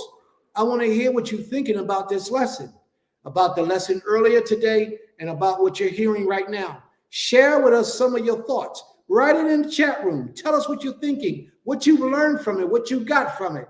And now we're going to talk about this. Read them. The lot is cast into the lap. The lot is cast into the lap. A whole lot of things is going to come upon you. Meaning you're going to have the opportunity to make a lot of decisions in your life. Read on. But the whole disposing thereof is of the Creator. What happens at the outcome of the decisions you make is of the Almighty. It's all about what you choose. The direction you choose to walk in, the punishment or the blessings is going to come from the Almighty. It's all determined ultimately by the King. May the Most High be praised. Toda Rabbah, Toda Rabbah, Toda Rabbah. All right, family, let's talk. Let's talk a little bit. Some of y'all in the room, we can talk. Whoever's in the chat room, we can talk. Tell us what you got out of the lesson today. Share with us, family. Let's see what you got. Anybody?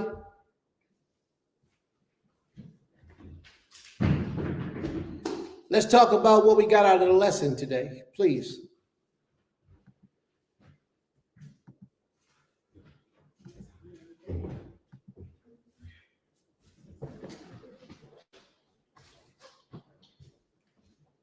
Anyone? Yeah. What we get out of the lesson today, family?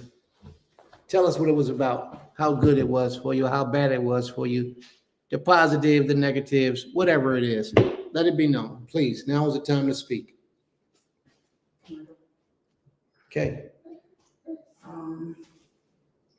I got the lessons. Whose speaker is on? I had come on. Oh, it's off now? All right, go ahead. I'm sorry. What I got out the lesson today, You might want to come a little closer. what I got out of the lesson today was one, of course, always seeking the Creator first, and kind of listening to Him, because sometimes we think that when we seek Him, the answer is going to be plain, but sometimes He'll send it in different formats. And then something that Brother Zante brought out about how he spoke with you about the ATV, the original transaction of that one, and what, the conversation went. And how the guy was trying to convince him, well, hey, we could do it like this, or do it like that. And he stood on the righteousness of following the order versus trying to kind of manipulate the order for his liking. And then the Most High blessed him with something even better. And then it was some key things in his lesson that stood out of just being resilient and, it's kind of like you got to keep on your path. And even when people shut you down or put you down about it, in the end, if it's the Most High's will, it's going to be done, regardless of what other people are striving to. That's right. For you or not. Another thing, of course, the righteousness, something you brought up, Abba, was, when people do positive, it's righteous. And maybe it reminded me of these last couple of Tuesdays, I've been helping this sister who's coming, her and her family come all over from Atlanta to feed this community. And the first day, because a certain blast went out, people came in droves, but she ran out. But the next week when she came, hardly nobody came because they didn't blast it out. And what I do know about this community is if the right people don't say something, then people are not going to support you. And so I noticed that I came and I supported her both weeks. But the next week, the mayor didn't come right away. He came like 45 minutes into her doing this. The Board of Education who was there the week before said they were coming, never showed up. All these people who gave their word. And she was just like, myself and Sister Uzziah went, and we was just out there really helping, And even though they don't follow our way of life, what I told her was, me and Sister Uzziah was talking about how we're here to make sure that you can continue this, because what you're doing is you're bringing food to people in a whole nother time that you have no kin to, you don't even know these people, but you see it in your heart to do it. And then, one thing that we've talked about is she's not giving them out food that is something we eat, but it's the fact that she's even doing something, and we even talked about how next year we can work on getting foods that are, clean foods, kosher foods. But yeah, so, that brought up that spirit of she's doing something in righteousness in her heart, And so it's just a reminder that a lot of times the people, we just gotta be appreciative of what people do. And it also just taught me, like, sometimes you just gotta keep going. Like I told her, keep coming regardless of what happens, because I'm gonna do my best to help get the word out. So ever since that day, every time I go somewhere, I've been talking about it, making sure people are aware of what she's doing, because if the state comes out and sees that it's not going as well, they'll stop the whole process. And one thing this community needs is every piece of support and positive energy that it can get. So, so what I got out of it was just keep going, no matter what others are saying about you and doing. Keep spreading the word, keep spreading your arms out to those, because you never know how far reach, you gain with that. You gain with your righteousness. May the Most High be praised. Total Rabbah. May the Most High be praised. Anyone else here want to speak? Anybody else want to talk about what they got out of the lesson today? I got one thing. Okay.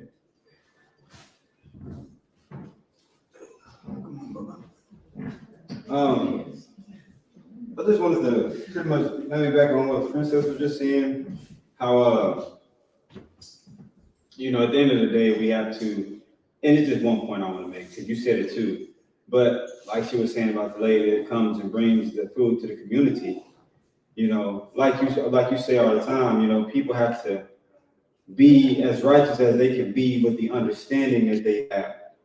You know what I mean? And so I think it is important that, like I said, we do have to strive to be as righteous as we can be with the understanding that we have. And I think it was a good point to be made that, righteousness is positivity, righteousness. I've always seen it like that, but it's to hear it it brings a lot of things to light, because at the end of the day, the only way we're going to get through anything and everything in life is positive. There's no way any negativity can overcome anything. So I never heard it put that way, like righteousness is positivity. And I thought that right there stood out to me. And now it's like, at the end of the day, if you don't take nothing else from this entire day, be positive. Be In positive. all things. So. May the Most High be praised. Total Rabah. There are a couple of comments.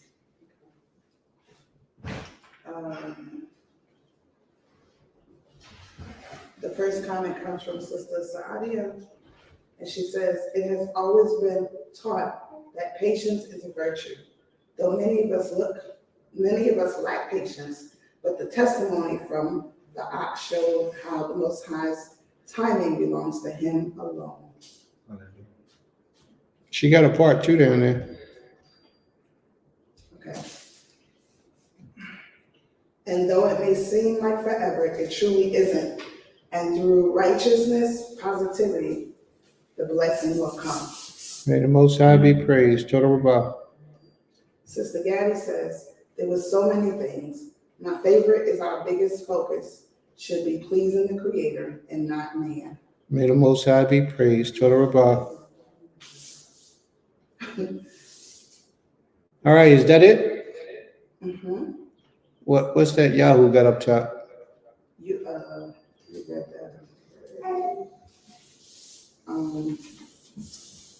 It was when you were teaching about people when they know you got your taxes, how they coming, but you had read it. He's saying, left not on your own belongings, no. But know when you got some money, it just starts breaking down, stops working, all kinds of things. May the Most High be praised. Total Rabah. All right, family, it's now the 2 o'clock hour. We're going to close down now and be back at 4 o'clock. Do we have anybody coming on to speak today at 4 o'clock for the women's side of things? Yes. Okay, so we're gonna do that women thing again. Creator willing, we're gonna close it out after that.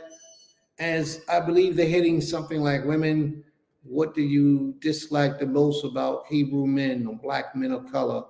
So we're gonna tackle that once more this evening around the 4 o'clock hour.